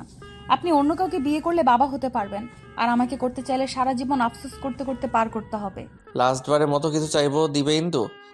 ইন্দু ভ্রুকুটি করে বলল, কি? একটুখানি জড়িয়ে ধরতে চাই, প্লিজ না করো না। কথাটা বলে তুহিন ইন্দুর উত্তরের অপেক্ষা করলো না, ইন্দুকে জড়িয়ে ধরলো। ইন্দু চোখ বন্ধ করে ফেললো। দুফোঁটা অশ্রু গড়িয়ে পড়লো চোখের কার্নিশ পেয়ে। মিনিট 5 পর তুহিন ইন্দুকে ছেড়ে দিল। ইন্দুর চোখে মুখে আশ্রে পড়া চুলগুলো আলতো হাতে কানের পেছনে গুজে দিয়ে কপালে উষ্ঠ ছুঁয়ে দিয়ে বলে, সাবধানে বাসায় যাবে, ভালো থেকো। কথাটা বলে তুহিন চলে যায়। তুহিনের যাওয়ার পানে ইন্দু তাকিয়ে থাকে। নিজের ভাগ্য নিয়ে আজ নিজেরই উপহাস করতে ইচ্ছে করছে। খুব কান্না করতে ইচ্ছে করছে ইন্দুর। চিৎকার করে কান্না করলে হয়তো মনের ভেতরে থাকা কষ্টগুলো একটু বেরিয়ে আসতো, আর 5টা মেয়ের মতো স্বাভাবিক হলেও তো পারতো। তুহিনও বুঝলো না, মা তার মানে ভুল ছিল। তুহিনের ভালোবাসা কর্পূরের মতো উবে গেছে সত্যিটা শোনার পর। কোনো ছেলের পক্ষে তো সম্ভব না এমন মেয়ে বিয়ে করা। তুহিনের দোষ নেই এখানে। কথাগুলো আনমনে ভেবে এলোমেলো পায়ে বাসার পথে হাঁটা ধরল ইন্দু। কয়েকদিন কষ্ট হবে, তারপর সব ভুলে আবার নতুনভাবে বাঁচবে সবাই। চারদিকে আধার নেমে এসেছে। শীতকাল 5টা বাজতে না বাজতেই চারদিকে আধার ঘনিয়ে আসে। মসজিদের মাইক থেকে আজান ভেসে আসছে। খোলা উদ্যান মাঠটায় বসে থাকতে থাকতে কখন যে সন্ধ্যা নেমে এসেছে বুঝতে পারিনি ইন্দু। কাঁধের ব্যাগটা ভালো করে কাঁধে নিয়ে বাড়ির মুখে হাঁটা ধরলো। হাঁটতে গিয়ে বুঝলো তার পা আর চলছে না, ক্রমশ দুর্বল হয়ে পড়ছে। হাঁটার শক্তি পাচ্ছে না। কোনো রকম থেমে থেমে বাসা অবধি চলে হেঁটে আসলো। সদর দরজায় আসতেই দেখে মনোয়ারা বেগম ইন্দুকে দেখা মাত্রই ছুটে চলে আসে। মেয়ের বিধ্বস্ত চেহারা দেখে বুকটা মুচড়ে উঠল। তাহলে কি সে ভুল ছিল? চোখ ফুলে গেছে, দেখেই বোঝা যাচ্ছে অনেকক্ষণ কেঁদেছে মেয়েটা। মনোয়ারা বেগম জড়িয়ে ধরল মেয়েকে। বেশ কিছুক্ষণ জড়িয়ে ছেড়ে দিয়ে মেয়ের মুখ 2 হাতের মধ্যে নিয়ে বলে, এমন বিধ্বস্ত লাগছে কেন? তুহিন ফিরিয়ে দিয়েছে? ইন্দু মুখ থেকে তার মায়ের হাত সরিয়ে বলে, কোন ছেলে এমন মেয়েকে অ্যাকসেপ্ট করে? কথাটা বলে মনোয়ারা বেগমকে কথা বলার সুযোগ না দিয়ে নিজের রুমে চলে যায় ইন্দু। মেয়েকে একা থাকতে দেওয়া শ্রেয় বলে আর আটকায়নি মনোয়ারা বেগম। ইন্দু রুমে এসে ব্যাগটা টেবিলে রেখে ওয়াশরুমে ঢুকে ক্ষণে ক্ষণে কান্নাগুলো উপচে বেরিয়ে আসতে চাইছে। না, এবার আর কাঁদল না ইন্দু, যত সম্ভব নিজেকে আটকালো। ঘণ্টাখানেক পর ওয়াশরুম থেকে বের হয়ে সোজা বিছানে গিয়ে শুয়ে পড়ল। মাথা ধরছে খুব, না ঘুমালে যন্ত্রণাগুলো তাড়া করে বেড়াবে। মনোয়ারা বেগম রাতের দিকে মেয়ের রুমে আসেন খেতে ডাকার জন্য, কিন্তু ইন্দু না করে দেয়, তার খেতে ইচ্ছে করছে না। মনোয়ারা বেগম তপ্ত শ্বাস ফেলে। মেয়েটার জীবনে সুখেরা ধরা দিবে কবে জানা নেই। তুহিনের চোখে অসীম ভালোবাসা দেখেছিল ইন্দুর জন্য, সেগুলো মিথ্যা হয়ে গেল সব তাহলে। May I come in sir? Doctor Suman নিজের কেবিনে বসেছিল। হঠাৎ তুহিনকে দেখে বলে, হ্যাঁ আসো ভেতর। তুহিন ভেতরে আসলো। সুমন চোখের ইশারায় বসতে বলল, স্যার একটা জরুরি কথা বলার ছিল। হ্যাঁ বলো তুহিন। আচ্ছা স্যার, যাদের শারীরিক গঠন মেয়েদের মতো সব কিছু সেম, মেয়ে কিন্তু তার পিরিয়ড নামক জিনিসটা হয় না, এক্ষেত্রে কি কোনো সলিউশন আছে? সুমন ভ্রুকুটি করলো। হাতে থাকা কলমটা ঘোরাতে ঘোরাতে বলল, ব্যাপারটা কি বলো তো? আসলে স্যার ব্যাপারটা হলো একটা মেয়ের বয়স, যার বয়স 24 কিন্তু এখনো পিরিয়ড হয়নি। কাট। সে কি ডক্টর দেখানো উচিত ছিল তো? আমার মাথা কাজ করছিল না তখন, তাই ভুলক্রমে জিজ্ঞেস করতে পারিনি। আমার মনে হয় না মেয়েটার কোনো চেষ্টায় বাকি রেখেছে। বাট এই পিরিয়ডটা মূলত 12-13 বছর থেকে শুরু হয়। তখন যদি না হয় তখন ডক্টর দেখাতে হয়। সেখানে মেয়েটার বয়স 24 হয়ে গেছে। নিশ্চয়ই কোনো পথ নেই এখন আর। এটার কোনো চিকিৎসা নেই? আগে মেয়েটার থেকে সব বিস্তারিত জেনে আমাকে জানাও। সলিউশন থাকলে আমি অবশ্যই বলবো। এই পিরিয়ড প্রসেসটা সম্পূর্ণ আল্লাহ তাআলার দান। এমন যদি হতো যে 2-1 বার হয়েছে দেন আর হয়নি, তাহলে না হয় সলিউশন বের করা যেত, কিন্তু তার তো একবারের জন্য হয়নি। ঠিক আছে স্যার, আমি আসি তাহলে। তুহিন কেবিন থেকে বের হয়ে যেটুকু আসার আলো ছিল এখন সেটাও নিভু নিভু। মেয়েটা এতদিন নিজেকে কিভাবে সামলিয়ে এসেছে ভাবতেই তুহিনের বুকটা দুমড়ে মুচড়ে উঠল। এই একটা কারণে মেয়েটা তাকে অ্যাভয়েড করলো। হসপিটাল থেকে বেরিয়ে এক নির্জন রাস্তায় গিয়ে ধপ করে বসে পড়ল তুহিন। সে কোনো মতেই ইন্দুকে ছাড়তে পারবে না। সে তো ইন্দুকে ভালোবেসেছে, মাঝপথে ছেড়ে দেওয়ার জন্য না। কোনো একটা রাস্তা তার নিজেরই বের করতে হবে। কথাগুলো ভেবে বসা থেকে উঠে বাসার দিকে হাঁটা ধরল। বাসায় এসে ফ্রেশ হয়ে মায়ের রুমে গেল। তুহিনের মা বালিশে কাবার লাগাচ্ছিল। তুহিন পেছন থেকে মাকে জড়িয়ে ধরল। হঠাৎ ছেলেকে জড়িয়ে ধরতে দেখে কিছুটা অবাক হয় তনয়া বেগম। ছেলের মাথায় হাত রেখে বলে, হঠাৎ আজ মাকে জড়িয়ে ধরলি? তুহিন মাথা উঁচু না করেই বলে, কেন, আমি কি জড়িয়ে ধরতে পারি না? অবশ্যই পারিস। মন খারাপ? না, একটা সলিউশন খুঁজছি। কিসের সলিউশন? তুহিন তার মাকে ছেড়ে দিয়ে বিছানায় বসলো। চোখের ইশারায় তার মাকেও বসতে বলল। তনয়া বেগম বসে চোখের ইশারায় জিজ্ঞেস করলো। তুহিন তার মায়ের হাতটা ধরে বলে, আচ্ছা মা, একটা মেয়ের যদি পিরিয়ড না হয় তার কি সংসার করা বারণ? তনয়া বেগম অনেকটা অবাক হন ছেলের কথা শুনে। তার ছেলে কখনো এসব কথা বলে না। ছেলের দিকে পলক্ষীনভাবে চেয়ে বলে, হঠাৎ এই কথা কেন বলছিস? আচ্ছা তুমি তো মা, তাই না? তোমার কি মনে হয় পিরিয়ড না হওয়ার পেছনে কি একটা মেয়ের হাত থাকে? অবশ্যই না, এটা সম্পূর্ণ আল্লাহর দান। তাহলে কি একটা মেয়ের বয়স 24 হওয়ার পরও যদি এটা না হয়, তাহলে কি তাকে বিয়ে করা বারণ? তনয়া বেগম সন্দেহজনক দৃষ্টি নিয়ে বলে, তুই কার কথা বলতে চাইছিস তুহিন?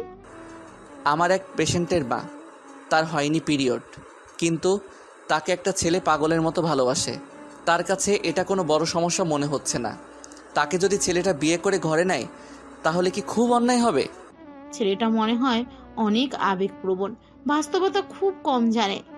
কোনো মা বাবা চাইবে না অমন মেয়ে ঘরের বউ করে নিয়ে, যেখানে সেই মেয়েকে বিয়ে করলে তাদের বংশবৃদ্ধি হবে না, তাদের অস্তিত্ব ওখানে শেষ। কিন্তু ছেলেটা তো অনেক ভালোবাসে মা মেয়েটাকে। সে তো তার ত্রুটিগুলো না জেনেই তাকে ভালোবেসেছে।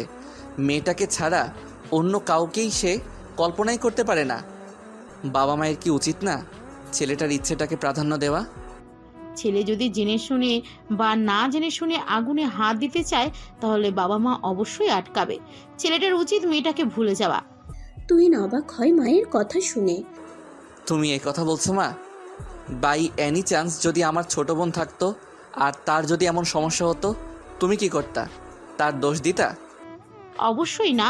তুই এসব নিয়ে মাথা ঘামাচ্ছিস কেন? এমনি মা, একটা কথা বলবো? বল। আজ তোমাকে অন্যরকম লাগলো মা। হঠাৎ এই কথা কেন? এই যে কি নির্দ্বিধায় বলে দিলে ভুলে যেতে। একটু মেয়েটার জায়গায় নিজেকে বসিয়ে ভাবতে, হয়তো এটা বলতে পারতে না। কথাটা বলেই তুহিন চলে গেল। তনয়া বেগম থম মেরে বসে রইল। সত্যি কি সে বাস্তবতা বোঝাতে গিয়ে নিজের মেন্টালিটিকে ছোট করে ফেললো? নতুন একটা সকাল। সবার জীবনে নতুন নতুন কিছু মন নিয়ে আসে রাত পোহানোর পর এই সকাল। কিন্তু সেই সন্ধ্যায় ঘুমিয়েছে কাল। এখন ভোর 5টা বাজে। আজানের শব্দে ঘুম ভেঙে যায় তার। বিছানা থেকে উঠে উজু করে নামাজে দাঁড়ায়। মন ভালো করার এই তো একটা মেডিসিন। বের হতেই দেখে রান্নাঘর থেকে টুকটাক আওয়াজ ভেসে আসছে। মনোয়ারা বেগম রান্না করছেন। ইন্দু সেদিকে একবার চেয়ে গায়ে চাদরটা জড়িয়ে বাহিরে বেরিয়ে যায়। প্রায় মিনিট 20 মতো হাঁটাহাঁটি করে বাসায় ফিরে রেডি হয়ে খেয়ে দিয়ে স্বাভাবিকভাবে স্কুলে চলে যায়। মনোয়ারা বেগম অবাক হয় মেয়ের এমন স্বাভাবিক আচরণ দেখে। মেয়ে বের হলে ঘরের দরজা আটকে ইলিয়াসকে স্কুলে পৌঁছে দেওয়ার জন্য বেরিয়ে পড়ে। আসসালামু আলাইকুম আন্টি। মনোয়ারা বেগম ছেলেকে স্কুলে পৌঁছে দিয়ে বাজারের দিকটায় আসে কিছু সবজি কিনতে। হঠাৎ পরিচিত কণ্ঠ শুনে পেছন ঘুরে দেখে তুহিন। ছেলেটা তার দিকে এগিয়ে আসলো। চোখ মুখের হাল দেখে মনে হচ্ছে রাতে ঘুমায়নি। তুহিনের দিকে পলক্ষীন তাকিয়ে সালামের জবাব দিলেন মনোয়ারা বেগম।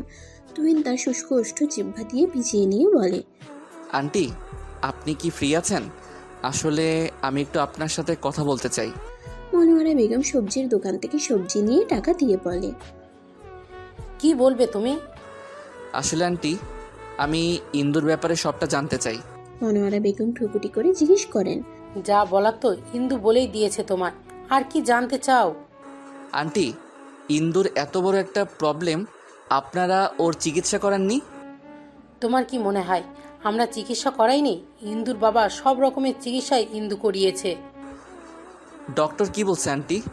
আর ওর রিপোর্ট কি বলে? এটা ঠিক হবে না। ওর সব কিছুই মেয়েদের মতে স্বাভাবিক হলেও ও বাচ্চা নিতে অক্ষম।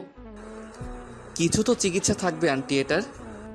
না, ইন্দুর ওই সমস্যার চিকিৎসা নেই, এটা পারিবারিকভাবেই হয়েছে। পারিবারিকভাবে এসেছে মানে? ইন্দুর একটা ফুপি ছিল, যা ইন্দুর মতোই সমস্যা ছিল। উনি কি এখন সুস্থ? আই মিন ওনার এই সমস্যা কি ঠিক হয়েছে? না, উনি 26 বছর বয়সে গাড়ি অ্যাক্সিডেন্টে মারা যান। তারও এই পিরিয়ড হতো না। আন্টি, আপনি কি আমায় ইন্দুর মেডিকেল রিপোর্টগুলো দিতে পারবেন? তুমি রিপোর্ট নিয়ে কি করবে? দেখো তুহিন, এসব নিয়ে আর ঘাটাঘাটি করো না। এমনি আমার মেয়ে এখন নিজেকে ঠিক রেখেছে, বেশি ঘাটাঘাটি করলে ও একদম ভেঙে পড়বে। আন্টি, ইন্দু জানবে না। আমি শেষবারের মতো চেষ্টা করতে চাই। পারবে না তুহিন, শুধু শুধু সময় নষ্ট। বড় বড় ডক্টর ফিরিয়ে দিয়েছে ইন্দুকে, সেখানে এখন আশার আলো দেখার মানে মরিচিকার পেছনে দৌড়ানো। কথাটা বলে মনোয়ারা বেগম চলে যায়। তুহিন তার যাওয়ার পানে তাকিয়ে বলে, এভাবে আশা হারালে চলবে না, ভেঙে পড়লেও চলবে না। কথাটা বলে হসপিটালে চলে যায়। ডক্টর সুমনের কেবিনে এসে দরজা নক করে বলে, স্যার আসবো? ডক্টর সুমন এক পেশেন্টের রিপোর্ট দেখছিল।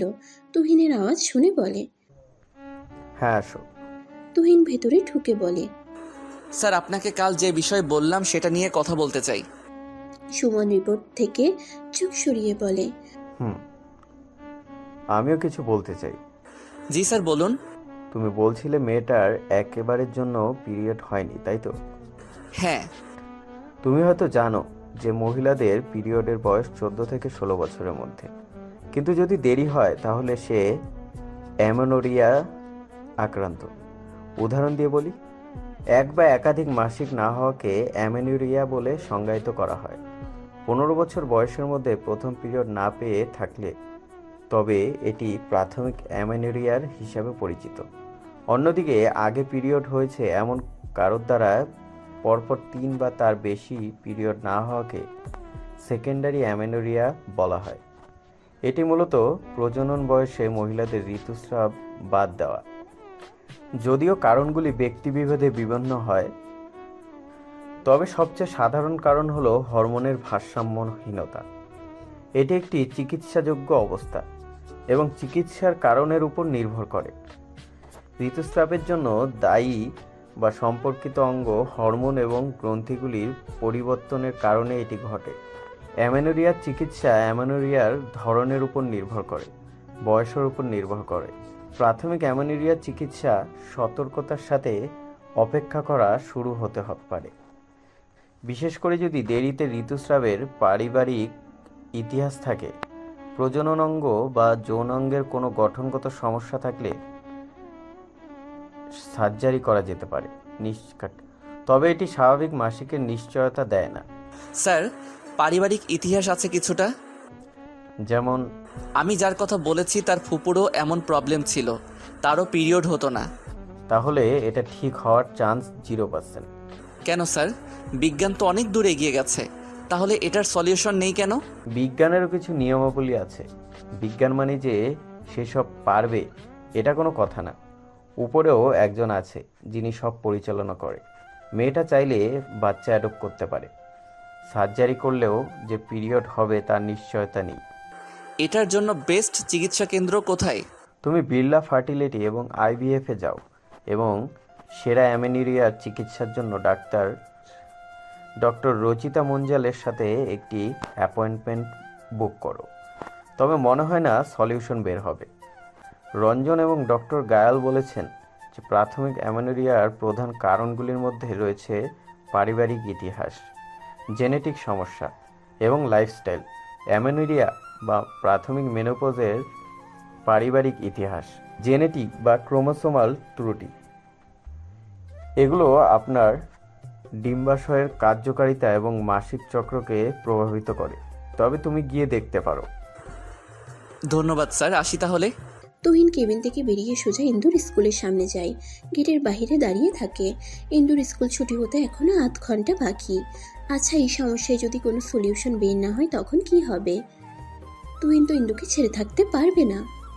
প্রায় 8 ঘন্টা পর ইন্দু স্কুল থেকে বের হয়। কোনো দিকে না তাকিয়ে সোজা বাসার দিকে হাঁটা ধরে। পেছন থেকে তুহিন ডেকে চলল ইন্দুকে, কিন্তু ইন্দু শুনল না।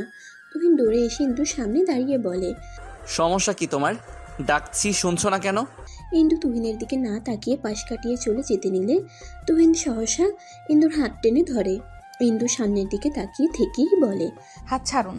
তুহিন ইন্দুকে টেনে নিজের সামনে এনে দাঁড় করিয়ে বলে, হাত তো ছেড়ে দেওয়ার জন্য ধরিনি, এই যে শক্ত করে ধরে রেখেছি, কখনো ছুটবে না। ইন্দু চেষ্টা করলো তুহিনের থেকে নিজের হাত ছাড়ানোর, কিন্তু পারল না। ইন্দুর ধৈর্যের বাঁধ ভেঙে যাচ্ছে বারংবার।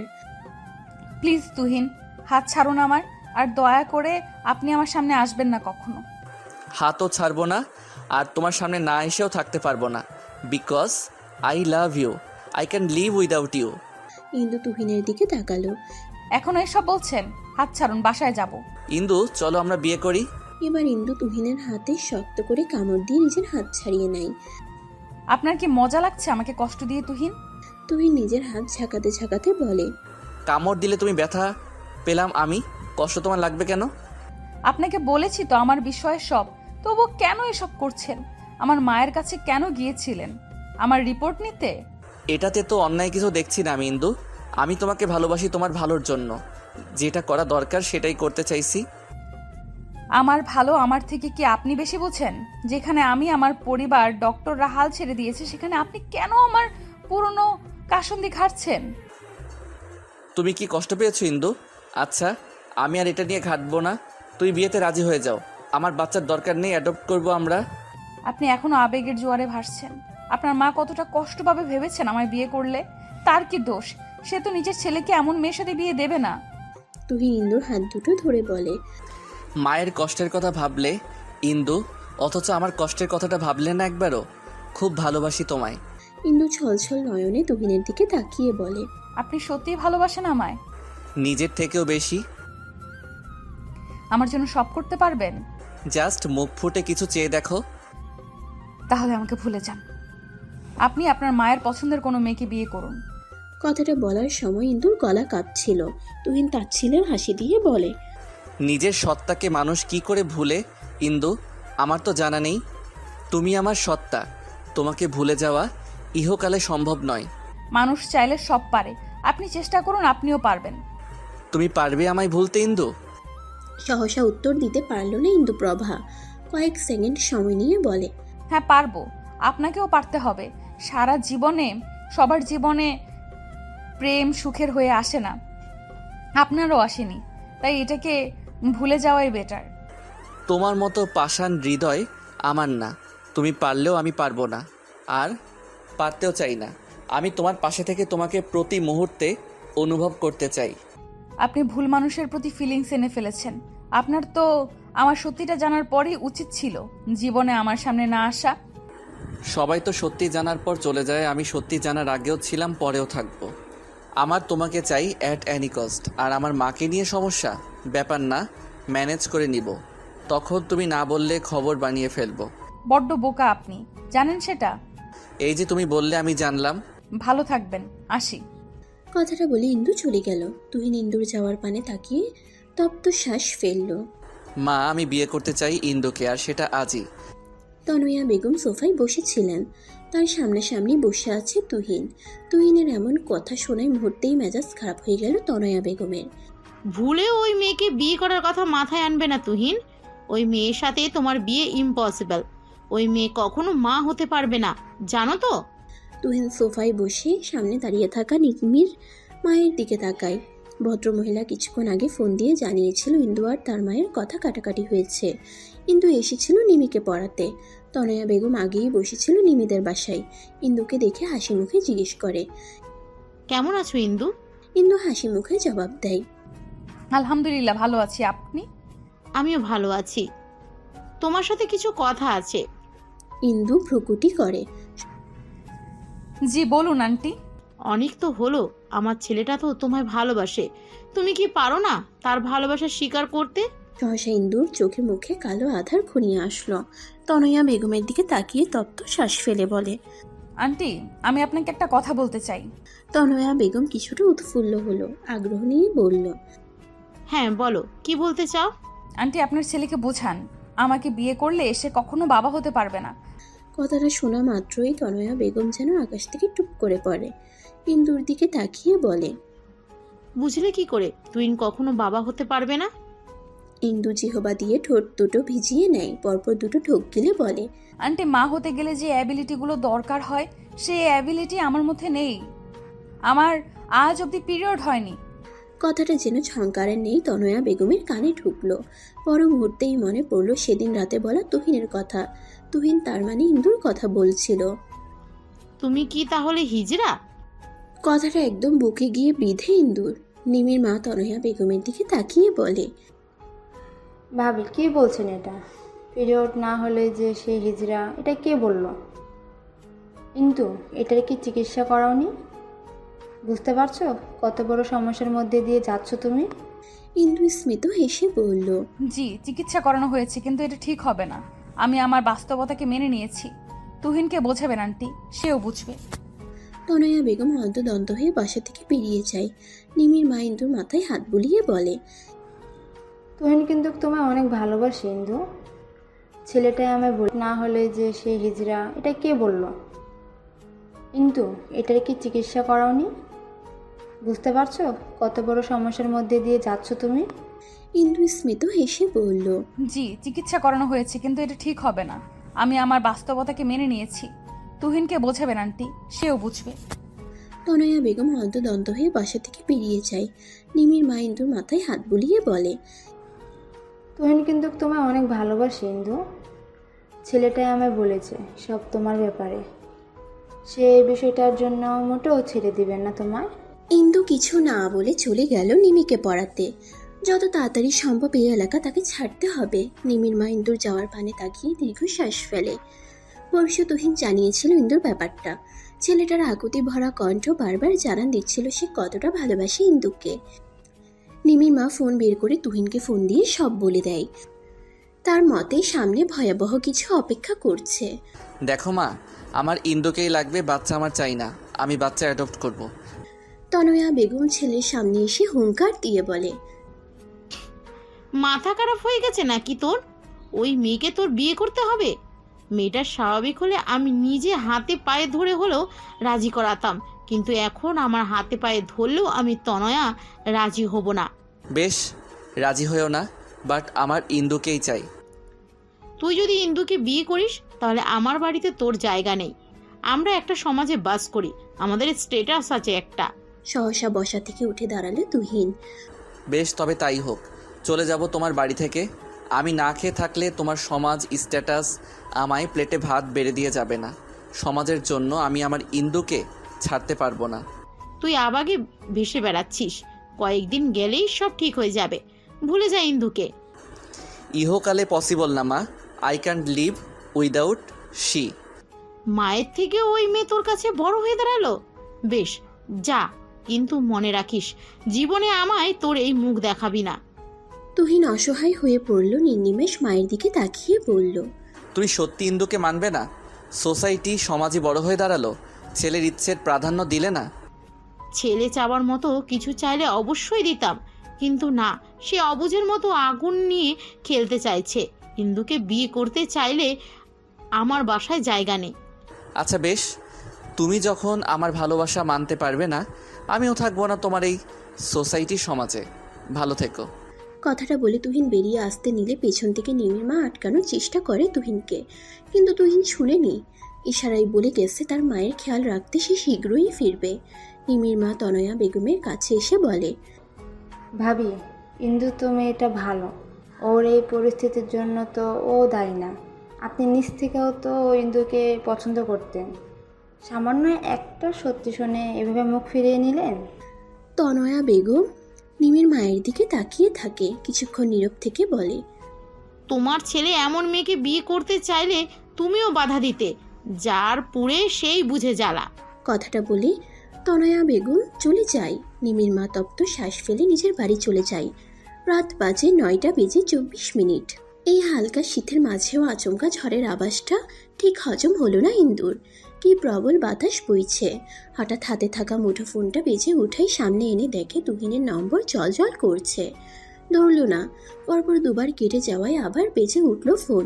ইন্দু রিসিভ করলো ফোন। হ্যালো বলার আগেই ওপাশ থেকে তুহিন বলে উঠল, আমি সব ছেড়ে ছুড়ে চলে এসেছি। আমি বিয়ে করতে চাই তোমায়। কথাটা কর্ণকুহর হতেই বিস্মিত হয় ইন্দু। আপনি সব ছেড়ে ছুড়ে চলে এসেছেন মানে? আমি বাসা ছেড়ে চলে এসেছি। আপনি বাসা কেন ছেড়েছেন? আমি কি ছেড়ে আসতে বলেছি? তোমাকে পাবার জন্য ছেড়েছি। মানে? মানে মা আমার ভালোবাসার পূর্ণতা দিতে চাচ্ছিল না, তাই চলে এসেছি। আপনার কি মনে হয় আপনি সব ছেড়ে ছুড়ে চলে আসলে পূর্ণতা পাবেন? ভুল ভাবনা নিয়ে বাসা ছেড়েছেন। বাসায় যান। আচ্ছা, আপনি এখন কোথায়? তোমার বাসার নিচে দাঁড়িয়ে আছি। ইন্দু শোনা মাত্রই দৌড়ে জানালার কাছে গিয়ে দেখে ল্যাম্পপোস্টের আলোতে তুহিনকে স্পষ্ট বোঝা যাচ্ছে। ইন্দু তুহিনের পানে এক দৃষ্টি নিয়ে তাকিয়ে বলে, বাসায় যান। দেখছেন আকাশের অবস্থা ভালো না, ঝড় আসবে। না, বাসায় ফেরা অসম্ভব। তাহলে কি সারা রাত দাঁড়িয়ে কাটাবেন? হ্যাঁ, তুমি বললে দাঁড়িয়ে থাকবো। দেখেন বাড়াবাড়ি করবেন না, বাসায় যান, রাখি। কথাটা বলে ইন্দু ফোন কেটে দিল। মনোয়ারা বেগম ইন্দুকে ডিনার করার জন্য ডাক দিল। ইন্দু তুহিনের কথা মাথা থেকে ছেড়ে ফেলে দিয়ে খাবার খেতে দিল। খাবার খেয়ে দিয়ে রুমে এসে ঘুমিয়ে পড়ে। বাহিরে ভারী বৃষ্টি হচ্ছে। কেউ একজন এক দৃষ্টিতে কারো জানালার দিকে তাকিয়ে আছে সেটা দেখলো না। হঠাৎ মাঝরাতে রুমে দরজার টোকা দেওয়ার শব্দে ঘুম ভেঙে যায় ইন্দুর। ইন্দু আড়মোড়া ভেঙে বিছানা থেকে নেমে দরজা খুলে দেখে তার মা। এত রাতে মাকে দেখে অবাক হয় ইন্দু। ইন্দু কিছু বলার আগেই মনোয়ারা বেগম ইন্দুর হাত টেনে নিয়ে জানালার পাশে দাঁড় করিয়ে বলে, ছেলেটাকে আর কত কষ্ট দিবি তুই? সেই কখন থেকে বৃষ্টিতে দাঁড়িয়ে ভিজছে। সে যদি তোমার সব মেনে নিয়ে সংসার করতে চায় তাহলে তোমার আপত্তি কোথায়? ইন্দু ভাবতে পারেনি তুহিন এই বৃষ্টিতে দাঁড়িয়ে ভিজবে। সে ভেবেছিল বৃষ্টি নামলে তুহিন চলে যাবে, কিন্তু ছেলেটা এভাবে কতক্ষণ ধরে ভিজছে, জ্বর আসবে তো। ইন্দু রুম থেকে ছাতা নিয়ে দৌড়ে বেরিয়ে গেল। তুহিনের সামনে দাঁড়িয়ে বলে, আপনি কি পাগল তুহিন? বৃষ্টিতে কেন ভিজছেন? তুহিনের সারা শরীর কাঁপছে, মুখে লেগে আছে মৃদু হাসি। ইন্দুর দিকে তাকিয়ে বলে, আমি তো কবে থেকেই তোমার প্রেমে পাগল হয়েছি। পাগলটাকে ভরসা করে পাগলটার হাত ধরুন। ট্রাস্ট মি, সব সুখ আপনার পায়ের কাছে এনে দিব। আমি পাগল হয়ে যাব আপনাকে এই একটা কথা বলতে বলতে। আপনি আমাকে গ্রহণ করলে জীবনেও সুখী হতে পারবেন না তুহিন। আমার সুখ কিসে হবে? আমার থেকে বুঝি তুমি বেশি জানো। আচ্ছা ইন্দু, তোমার হৃদয় এত পাষাণ কেন? একটা ছেলে তোমার ভালোবাসা পাবার জন্য মরিয়া হয়ে গেছে, আর তুমি বারংবার তাকে ফিরিয়ে দিচ্ছ। আচ্ছা, এই আমি যদি তোমার ভালোবাসা না পেয়ে পৃথিবী ত্যাগ করি, মায়া হবে না আমার জন্য? সহসা ইন্দুর বুক কেঁপে উঠল। তুহিনের দিকে তাকিয়ে বলে, আজে বাজে কথা কেন বলছেন? পৃথিবী ছেড়ে কেন যাবেন? এই যে তোমার ভালোবাসা না পাওয়ার এক মরণ ব্যাধি অসুখ নিয়ে কষ্ট পাবে তখন। কি সব কথা বলছেন? তখন থেকে চুপ করবেন? দেখছেন আপনি শীতে কিভাবে কাঁপছেন? বাসায় চলুন, জামা কাপড় বদলে নেবেন। না, যাব না বাসায়। আমার বাসায় চলুন। না, কোনো বাসায় যাব না। এভাবেই এই বৃষ্টিতে দাঁড়িয়ে থাকবো। জ্বর বেঁধে মরণ হোক ঢের ভালো এমন জীবনের থেকে। আপনি মরলে কেউ একজন কষ্ট পাবে। আন মনে কথাটা বলে ফেলে ইন্দু। তুহিন শুনে ফের বলে, কে কষ্ট পাবে আমার মৃত্যুতে? ইন্দু তুহিনের হাত ধরে। হাত গরম, লোকটার জ্বর এসেছে। ইন্দু হাত টেনে বাসার ভেতরে নিয়ে যেতে যেতে বলে, আছে একজন যার হৃদয় পুড়ে আপনার জন্য। জ্বর এসেছে শরীরে, তাই আজে বাজে কথা বলছেন। মেডিসিন খেতে হবে। তুহিন দাঁড়িয়ে যায়, ভাবান্তর হয়ে বলে, আচ্ছা, সে একজন কি ইন্দুপ্রভা? হয়তো। চলুন এবার। কথাটা বলে টেনে নিয়ে যায় ইন্দু তুহিনকে। মা, ওনার তো জ্বরে গা পুড়ে যাচ্ছে। এই মধ্যরাতে ডক্টর পাবো কোথায়? মনোয়ারা বেগম ইন্দুর দরজার কাছে দাঁড়িয়েছিল। ইন্দুর কথা কর্ণকুহর হতেই এগিয়ে এসে তুহিনের কপালে হাত রাখে। আসলে এই ছেলেটার শরীরে অনেক জ্বর। এই মধ্যরাতে ডক্টর পাওয়া সম্ভব নয়। বাইরে যে বৃষ্টি হচ্ছে, উপায় অন্তর না দেখে কিচেনে ছুটল। ছোট বাটিতে পানি আর একটা ছোট কাপড় এনে ইন্দুর সামনে ধরে বলে, আপাতত মাথায় জলপট্টি দাও, আমি কিচেনে যাচ্ছি, স্যুপ বানিয়ে আনছি, ঘরে মেডিসিন আছে, সেটা খাইয়ে দিলে কিছুটা কমে যাবে।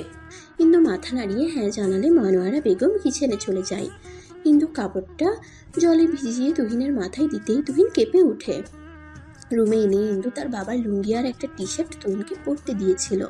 তখন অবশ্য হুঁশে ছিল, কিন্তু এখন জ্বর তাকে পুরোপুরি কাবু করে ফেলেছে। লোকটার এই অবস্থার জন্য অবশ্যই ইন্দু দায়ী। জলপট্টি দেওয়ার মাঝে হঠাৎ ইন্দু খেয়াল করলো তুহিন কিছু বলছে বিড়বিড় করে, ঠিক মতো শোনা যাচ্ছে না। কথাগুলো স্পষ্ট শোনার জন্য তুহিনের মুখের কাছে তার কান এগিয়ে নিল। সহসা তুহিন জড়িয়ে ধরল ইন্দুকে। এই প্রথম কোনো ছেলের সংস্পর্শে গেল ইন্দু। মনের মধ্যে ভয় কাজ করছে। তুহিন খুব শক্তপোক্তভাবেই জড়িয়ে ধরেছে, আর এমনভাবে বেকায়দায় আছে ইন্দু যে নিজের শক্তিও খাটাতে পারছে না। বারবার দরজার দিকে তাকিয়ে দেখে তার মা আসছে কিনা। তার মা তাকে এই অবস্থায় দেখলে কি ভাববে সেটা মনে হতেই এবার নিজের হাত পা ছুঁয়ে কান্না করতে ইচ্ছে করছে। ইন্দু তুহিনের গালে হাত রেখে বলে, তুহিন শুনতে পারছেন? তুহিন চোখ বন্ধ রেখেই কপাল কুঁচকে জানান দেয় সে শুনতে পারছে। ইন্দু তপ্ত শ্বাস ফেলল। তার মানে লোকটা সজ্ঞানে আছে। একটু হাতটা ঢিলে করুন, আমি উঠবো। তুহিন হাত ঢিলে করলো না, আরো চেপে ধরলো যাতে ইন্দু কোনো মতেই যেতে না পারে। আরে কি হলো? আমি হাত ঢিলে করতে বলেছি, আপনি আরো চেপে ধরলেন কেন? তুহিন এবার বিরক্ত বোধ করলো। এই ইন্দুপ্রভা এমন বিরক্ত কেন করছো? ও আমার ইন্দুপ্রভা, ওকে আমি জড়িয়ে ধরেছি, তুমি ছেড়ে দিতে বলার কে? আশ্চর্য, আপনি আমায় ধরে রেখেছেন আর আমি বলবো না? প্লিজ ছাড়েন। আপনি অসুস্থ, মা আপনার জন্য স্যুপ বানাতে গেছে, চলে আসলো বলে। এখন যদি এই অবস্থায় আমাকে দেখে কিভাবে বুঝতে পারছেন? না ছেড়ে দিলেই ইন্দুর প্রভা হারিয়ে যাবে, জানো ইন্দু? ইন্দু না আমাকে ভালোবাসে না, আমি অনেক ভালোবাসি তাকে। তার কি উচিত নয় আমার ভালোবাসা গ্রহণ করা? তুহিনের এমন বাচ্চামো কথা শুনে নৈশব্দে হেসে দিল ইন্দু। আচ্ছা ছেড়ে দিন, ইন্দু আপনাকে ছেড়ে কোথাও যাবে না, আর সেও আপনাকে ভালোবাসে। তার উচিত আপনার ভালোবাসা গ্রহণ করা। কথাটা তুহিনের কান অবধি গেল কিনা তা জানা নেই, কিন্তু তুহিনের মুখে এক চিলতে হাসি ফুটে উঠল। সাথে সাথে হাতের বাঁধন হালকা হলো। ইন্দু হাফ ছাড়লো, আর একটু হলে হার্ট অ্যাটাক করিয়ে ছাড়তো এই ছেলে। মনোয়ারা বেগম স্যুপ এনে ইন্দুর সামনে রেখে বলে, খাইয়ে দাও, একটু আমি মেডিসিন আনছি। মাও তো শুয়ে আছে, খাওয়াবো কিভাবে? ডেকে ওঠাও। মনোয়ারা বেগম চলে যেতেই ইন্দু আবার তুহিনের গালে হাত দিয়ে বলে, তুহিন একটু কষ্ট করে উঠুন না, কিছু খেয়ে মেডিসিন খেতে হবে। তুহিনের কানে গেল না কথাটা। ইন্দু আলতো করে তুহিনের গালে থাপ্পড় দেয়। তুহিন নড়ে চড়ে উঠে। ইন্দু তুহিনের মাথার নিচ থেকে বালিশটা নিয়ে খাটের সাথে হেলান দিয়ে রেখে বলে, একটু উঠে বসুন। তুহিন পিটপিট করে চোখ মেলে তাকায়। ইন্দু স্মিত হেসে বলে, কি হলো, উঠুন, খেতে হবে তো নাকি? তুহিন পাশে তাকিয়ে দেখে সুপের বাটি। নাক মুখ কুচকে ফেলে। নাক মুখ কুচকে লাভ নেই, খেতে হবে এটা। তুহিন অন্যদিকে মুখ ঘুরিয়ে বলে, খাবো না আমি, আপনি খান। আমার আপনার মতো পচা শরীর না যে বৃষ্টিতে ভিজলাম আর জ্বর বাঁধিয়ে ফেললাম। জ্বর আপনার এসেছে, সে তো আপনারই খেতে হবে। বললাম তো খাবো না আমি। আমি আপনার না হ্যাঁ শুনতে চাইনি, আমি বলেছি খেতে হবে। উঠুন, না হলে এই গরম স্যুপ শরীরে ঢেলে দিব। হ্যাঁ পারেন তো সেটাই, কাটা গায়ে ক্ষত দিতে। কখনো তো মলম দিতে দেখলাম না। হ্যাঁ, আমি মলম দিতে জানি না। আপনি কেন ক্ষত নিয়ে আসেন? ক্ষতটা অমৃত মনে হয় তাই নিতে আসি বারংবার। তাহলে মলম পাওয়ার বৃথা আশা কেন করেন? মাঝে মাঝে আশা করে ফেলি যদি ম্যাডামের মায়া দয়া হয় এ অধমের উপর। হবে না, সারা জীবন ক্ষতই দিয়ে আসবে। তুহিন অবাক হয়ে বলে, সারা জীবন? ইন্দু স্যুপ খাইয়ে দিতে দিতে বলে, হ্যাঁ সারা জীবন, যতদিন বেঁচে আছি ক্ষতই দিব শুধু। আপনার ক্ষত পাওয়ার খুব ইচ্ছে না? সব মিটিয়ে দেব। তুহিন স্যুপ মুখে নিয়ে হাসি মুখে বলে, আমি অমৃত ভেবে সব সয়ে নিব। সইতে না পারলে খবর আছে তখন। ইন্দু পাশে থেকে যে ক্ষত দিবে তার নির্দ্বিধায় আপন করে নিবে তুহিন। কথার তালে তালে ইন্দু তুহিনকে স্যুপ খাইয়ে দেয়। মনোয়ারা বেগম মেডিসিন এনে ইন্দুর হাতে দিয়ে তুহিনের উদ্দেশ্যে বলে, ভালোবাসা ভালো, কিন্তু অতিরিক্ত ভালোবাসা ভালো নয়। যে ভালোবাসা তোমায় কষ্ট দেয় সেই ভালোবাসা পাওয়ার জন্য মরিয়া হয়ে ওঠো কেন? তুহিন ইন্দুর দিকে তাকিয়ে বলে, কি করব আন্টি বলেন? কিছু মানুষের মন তো পাথরের মতো শক্ত, গলতে সময় লাগে। সেই সময়ের আগেই যদি ছেড়ে দেই তাহলে পাবো কি করে? মনোয়ারা বেগম আর কিছু বলল না। চোখের ইশারে মেয়েকে নিজের রুমে যেতে বলে চলে গেল। ইন্দু মেডিসিনটা তুহিনকে খাইয়ে দিয়ে বলে, এবার ঘুমান, সকাল হতে হতে জ্বর চলে যাবে। কথাটা বলে ইন্দু কাঁথাটা তুহিনের শরীরে দিয়ে দরজা চাপিয়ে চলে যায় মায়ের রুমে। মনোয়ারা বেগম বিছানায় বসে অপেক্ষা করছিল ইন্দুর। ইন্দু আসতেই মনোয়ারা বেগম চোখের ইশারায় পাশে বসতে বলেন। ইন্দু বসে। মনোয়ারা বেগম কথাকে পেঁচিয়ে না বলে সোজা বলে উঠে, তুমি কি এখনো তুহিনকে ফিরিয়ে দেবে? দেখো ইন্দু, নিজেকে তুচ্ছ ভেবো না। তুহিন যদি তোমায় সব মেনে ভালোবাসতে পারে, তুমি কেন পারছো না? আমি মা হিসেবে সাজেশন করব, তুহিন থেকে বেটার কাউকে পাবে না লাইফে। ইন্দুর দৃষ্টি মেঝেতে, জিহ্বা দিয়ে ঠোঁট ভিজিয়ে বলে, তুমি ঠিকই বলেছো মা, তুহিনকে ছাড়া অসম্ভব। তার ভালোবাসার কাছে আমি মাথা নত, ফুল অবধি পেছন পেছন যেত, না চাইতেও বেসে ফেলেছি ভালো। ছেলেটাকে আর কষ্ট দিও না, বলে দিও নিজের মনের কথা। কিন্তু মা, তুহিনের আম্মু তো আমায় মেনে নিবে না। চিন্তা করো না, দুজনে মিলে ঠিকই মানিয়ে নেবে তাকে। মা তো রেগে বেশি দিন থাকতে পারবে না। আন্টি যতদিন রাজি হবে না ততদিন আমি বিয়ে করব না তুহিনকে। আচ্ছা বেশ, তবে তুহিনকে কষ্ট দিও না। ছেলেটা তোমার জন্য বাড়ি ছেড়ে চলে এসেছে। এখন তুমিও যদি তাকে না বোঝো তাহলে কে বুঝবে তাকে? রাত তো অনেক হলো, ঘুমানো উচিত এখন। মনোয়ারা বেগম বলে মা মেয়ে ঘুমিয়ে পড়ল। সকাল সকাল মাথায় হাত দিয়ে বসে আছে তুহিন। মাথাটা ব্যথা করছে, কাল রাতের সব কথাই তার মনে আছে। ইন্দু কফি হাতে করে রুমে প্রবেশ করে, কফিটা তুহিনের সামনে ধরে বলে, কফিটা খেয়ে নিন, মাথা ব্যথাটা কমে যাবে। তুহিন কফির মগটা হাতে নিয়ে মুখে চুমুক দিতেই ইন্দু বলে ওঠে, কিছু কথা বলার ছিল। বলো, শুনছি। আপনার মা তো আমাকে মেনে নিবে না। হ্যাঁ জানি, তবে একদিন ঠিক মেনে নিবে। কিন্তু আমি আপনার মায়ের দোয়া না নিয়ে বিয়ে করতে পারবো না। কথাটা কর্ণকুহর হতেই মুখ থেকে কফি ছিটকে পড়ে যায় তুহিনের, ভীষণ খাই। ইন্দু তুহিনের মাথায় আস্তে করে থাপ্পড় দিয়ে বলে, আস্তে খাবেন তো? তুহিন অবাক হয়ে বলে, তুমি আমায় বিয়ে করতে রাজি? যদি আপনার মাকে রাজি করাতে পারেন তবেই আমি রাজি। মুহূর্তেই তুহিনের মুখ চুপসে গেল। একে ওকে রাজি করাতে করাতেই তো যৌবন অর্ধেকের বেশি পেরিয়ে গেল। তুহিনকে চুপ থাকতে দেখে ইন্দু বলে উঠল, কি হলো, পারবেন না রাজি করাতে? পারতে হবে, আমি মাকে রাজি করাবো। আচ্ছা, তাহলে আমার আপত্তি নেই। আচ্ছা, হঠাৎ করে তোমার সুবুদ্ধি উদয় হলো কোথা থেকে? মানে? না মানে এই যে রাজি হয়ে গেলে বিয়ে করতে। তার মানে রাজি না হওয়াই ভালো ছিল? আচ্ছা বেশ, আপনাকে আমি বিয়ে করব না। এই না না না, আমি ওভাবে বলিনি, প্লিজ মত পাল্টিও না। আচ্ছা শুনুন, ফ্রেশ হয়ে নিন। হসপিটালে যাবেন না? হ্যাঁ যাব। বাসায় যাবেন কবে? কয়েকদিন পর যাব। আপাতত আমার ফ্ল্যাটে গিয়ে উঠব। ইন্দু কতক্ষণ চুপ থেকে বলে, আচ্ছা তাহলে উঠুন, একসাথে বের হই। আর আপনার জামা কাপড় ভেজা, ওই যে প্যাকেটে আপনার জন্য টি শার্ট আর প্যান্ট আছে, ওগুলো পরে রেডি হবেন। তুহিন প্যাকেটটা হাতে নিয়ে বলে, এগুলো কই পেলে? মার্কেট থেকে এনেছি। বাহ, বিয়ের আগে আমাকে শপিং করে দিচ্ছ। বাজে কথা না বলে রেডি হয়ে আসুন। হ্যাঁ আসছি। হ্যালো মা। ফোন দিয়েছিস কেন? তুহিন ভেবেছিল তার মা হয়তো জিজ্ঞেস করবে কেমন আছিস, কিন্তু উল্টো এটা বলবে ভাবতে পারেনি। তপ্ত শ্বাস ফেললে বলল, কেমন আছো? সেটা তোর না জানলেও হবে। এখনো এভাবে কথা বলবে? ইন্দুকে মেনে নিলে কি এমন ক্ষতি হবে? আমি বলেছি তো ওকে মানবো না। বারবার ফোন দিয়ে কথা কেন বলিস? বাই এনি চান্স ধরো আমি মরে গেলাম, তখন তোমার এই সমাজ স্ট্যাটাস কি তোমায় দেখে রাখবে? চড়িয়ে গাল লাল করে দিব। ইন্দুকে মেনে নাও, মেয়েটা তোমার দোয়া ছাড়া আমাকে বিয়ে করবে না। না, মানবো না, রাখ ফোন। তনয়া বেগম ফোন কেটে দেয়।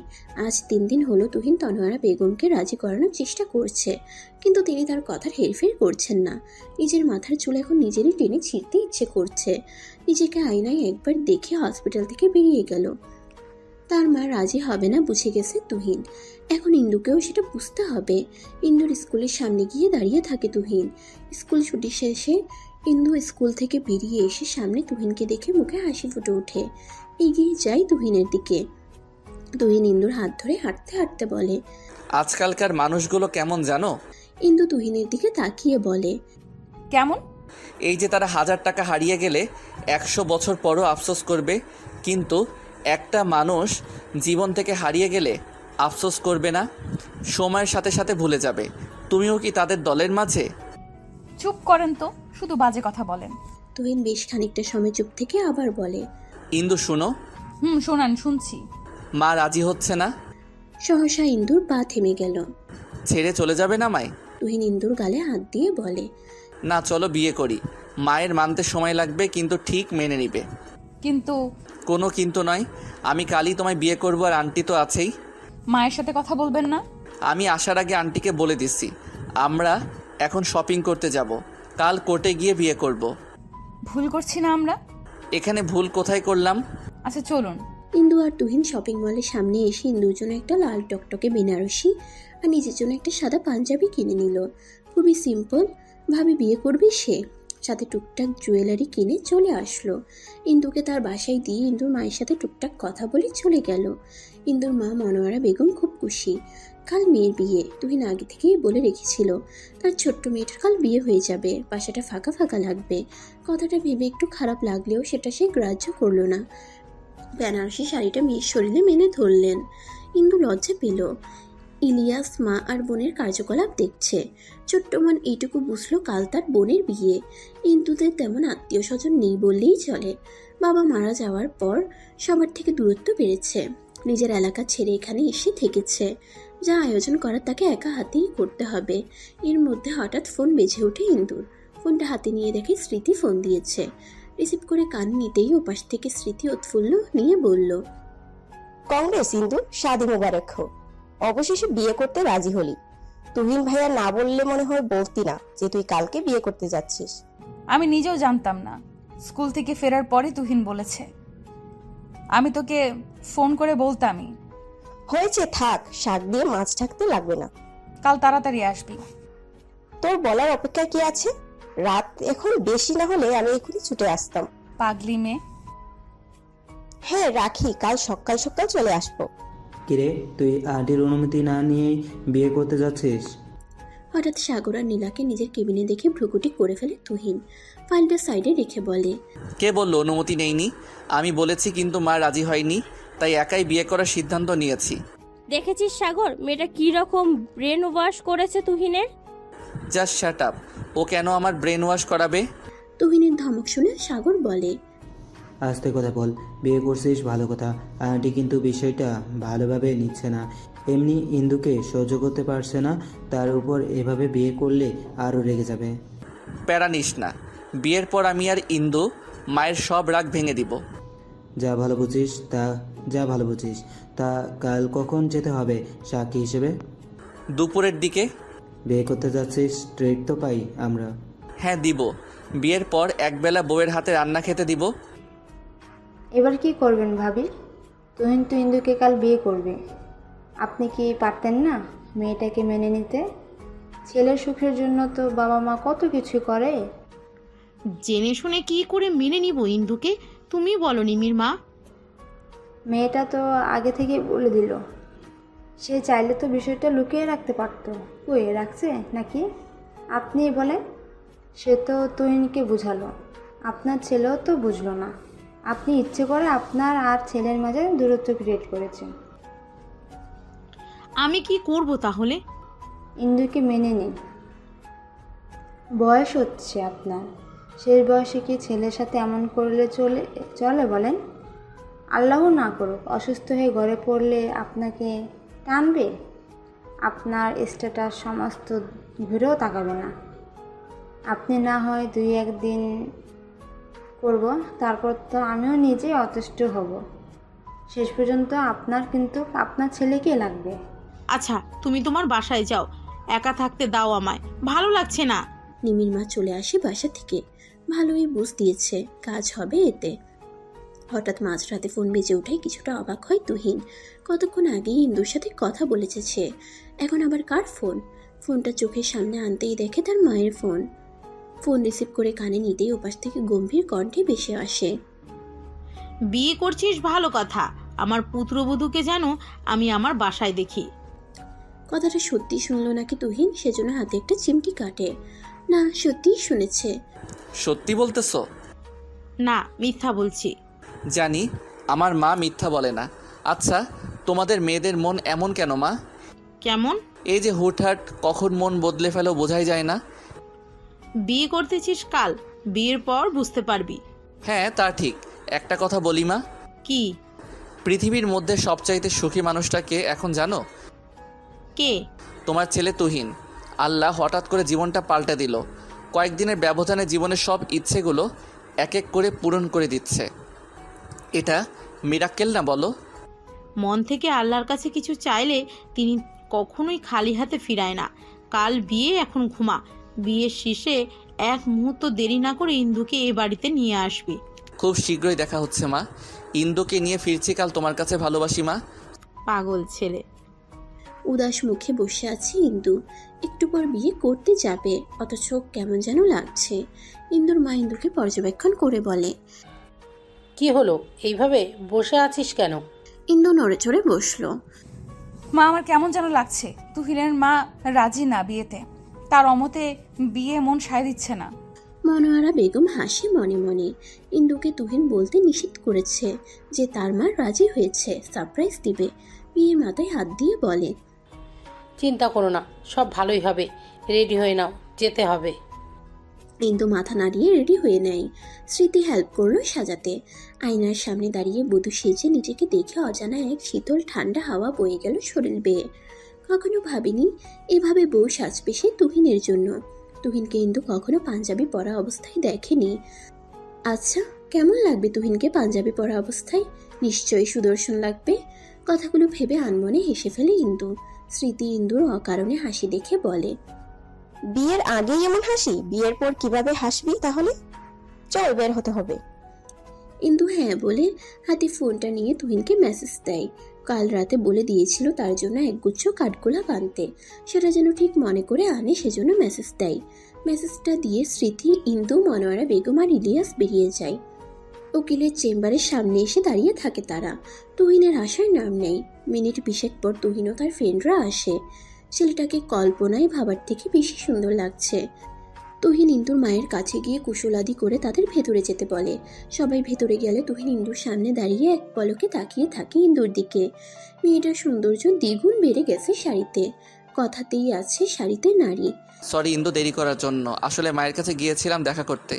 ইন্দু মাথা তুলে তাকালো, জিজ্ঞাসু দৃষ্টি নিয়ে বলে, কি বললো আন্টি? বলে দিয়েছে তার ছেলের বউকে যেন সোজা তার বাসায় নিয়ে যায়। সত্যি? হ্যাঁ সত্যি। আমার ফুল? তুহিন একদম ভুলে গেছে ফুল আনতে। এই প্রথম তার ইন্দু একটা জিনিস চাইলো, আর সে ভুলে গেল। ভুলো মনটাকে ইচ্ছে মতে চড়াতে ইচ্ছে করলো তুহিনের। আশেপাশে তাকালো। রাস্তার ওপাশে কয়েকটা ফুলের দোকান আছে, কিন্তু কাঠগোলাপের দেখা পেল না। ইন্দু, কাঠগোলাপ তো নেই, সাদা গোলাপে কি চলবে? হ্যাঁ চলবে। আচ্ছা তাহলে দাঁড়াও, আমি এই যাব আর আসবো তোমার ফুল নিয়ে। তাড়াতাড়ি আসবেন। কথাটা বলে তুহিন রাস্তার ওপাশে যায়। এক গুচ্ছ সাদা গোলাপ নিয়ে টাকা দেয় দোকানদারকে। এর মধ্যে এক পিচ্চি এসে বলে, ভাইয়া আমার ফুলগুলো নেন, বেশি দাম না, মাত্র 50 টাকা। তুহিন দেখলো ছেলেটার কাছে 5টার মতন লাল গোলাপ।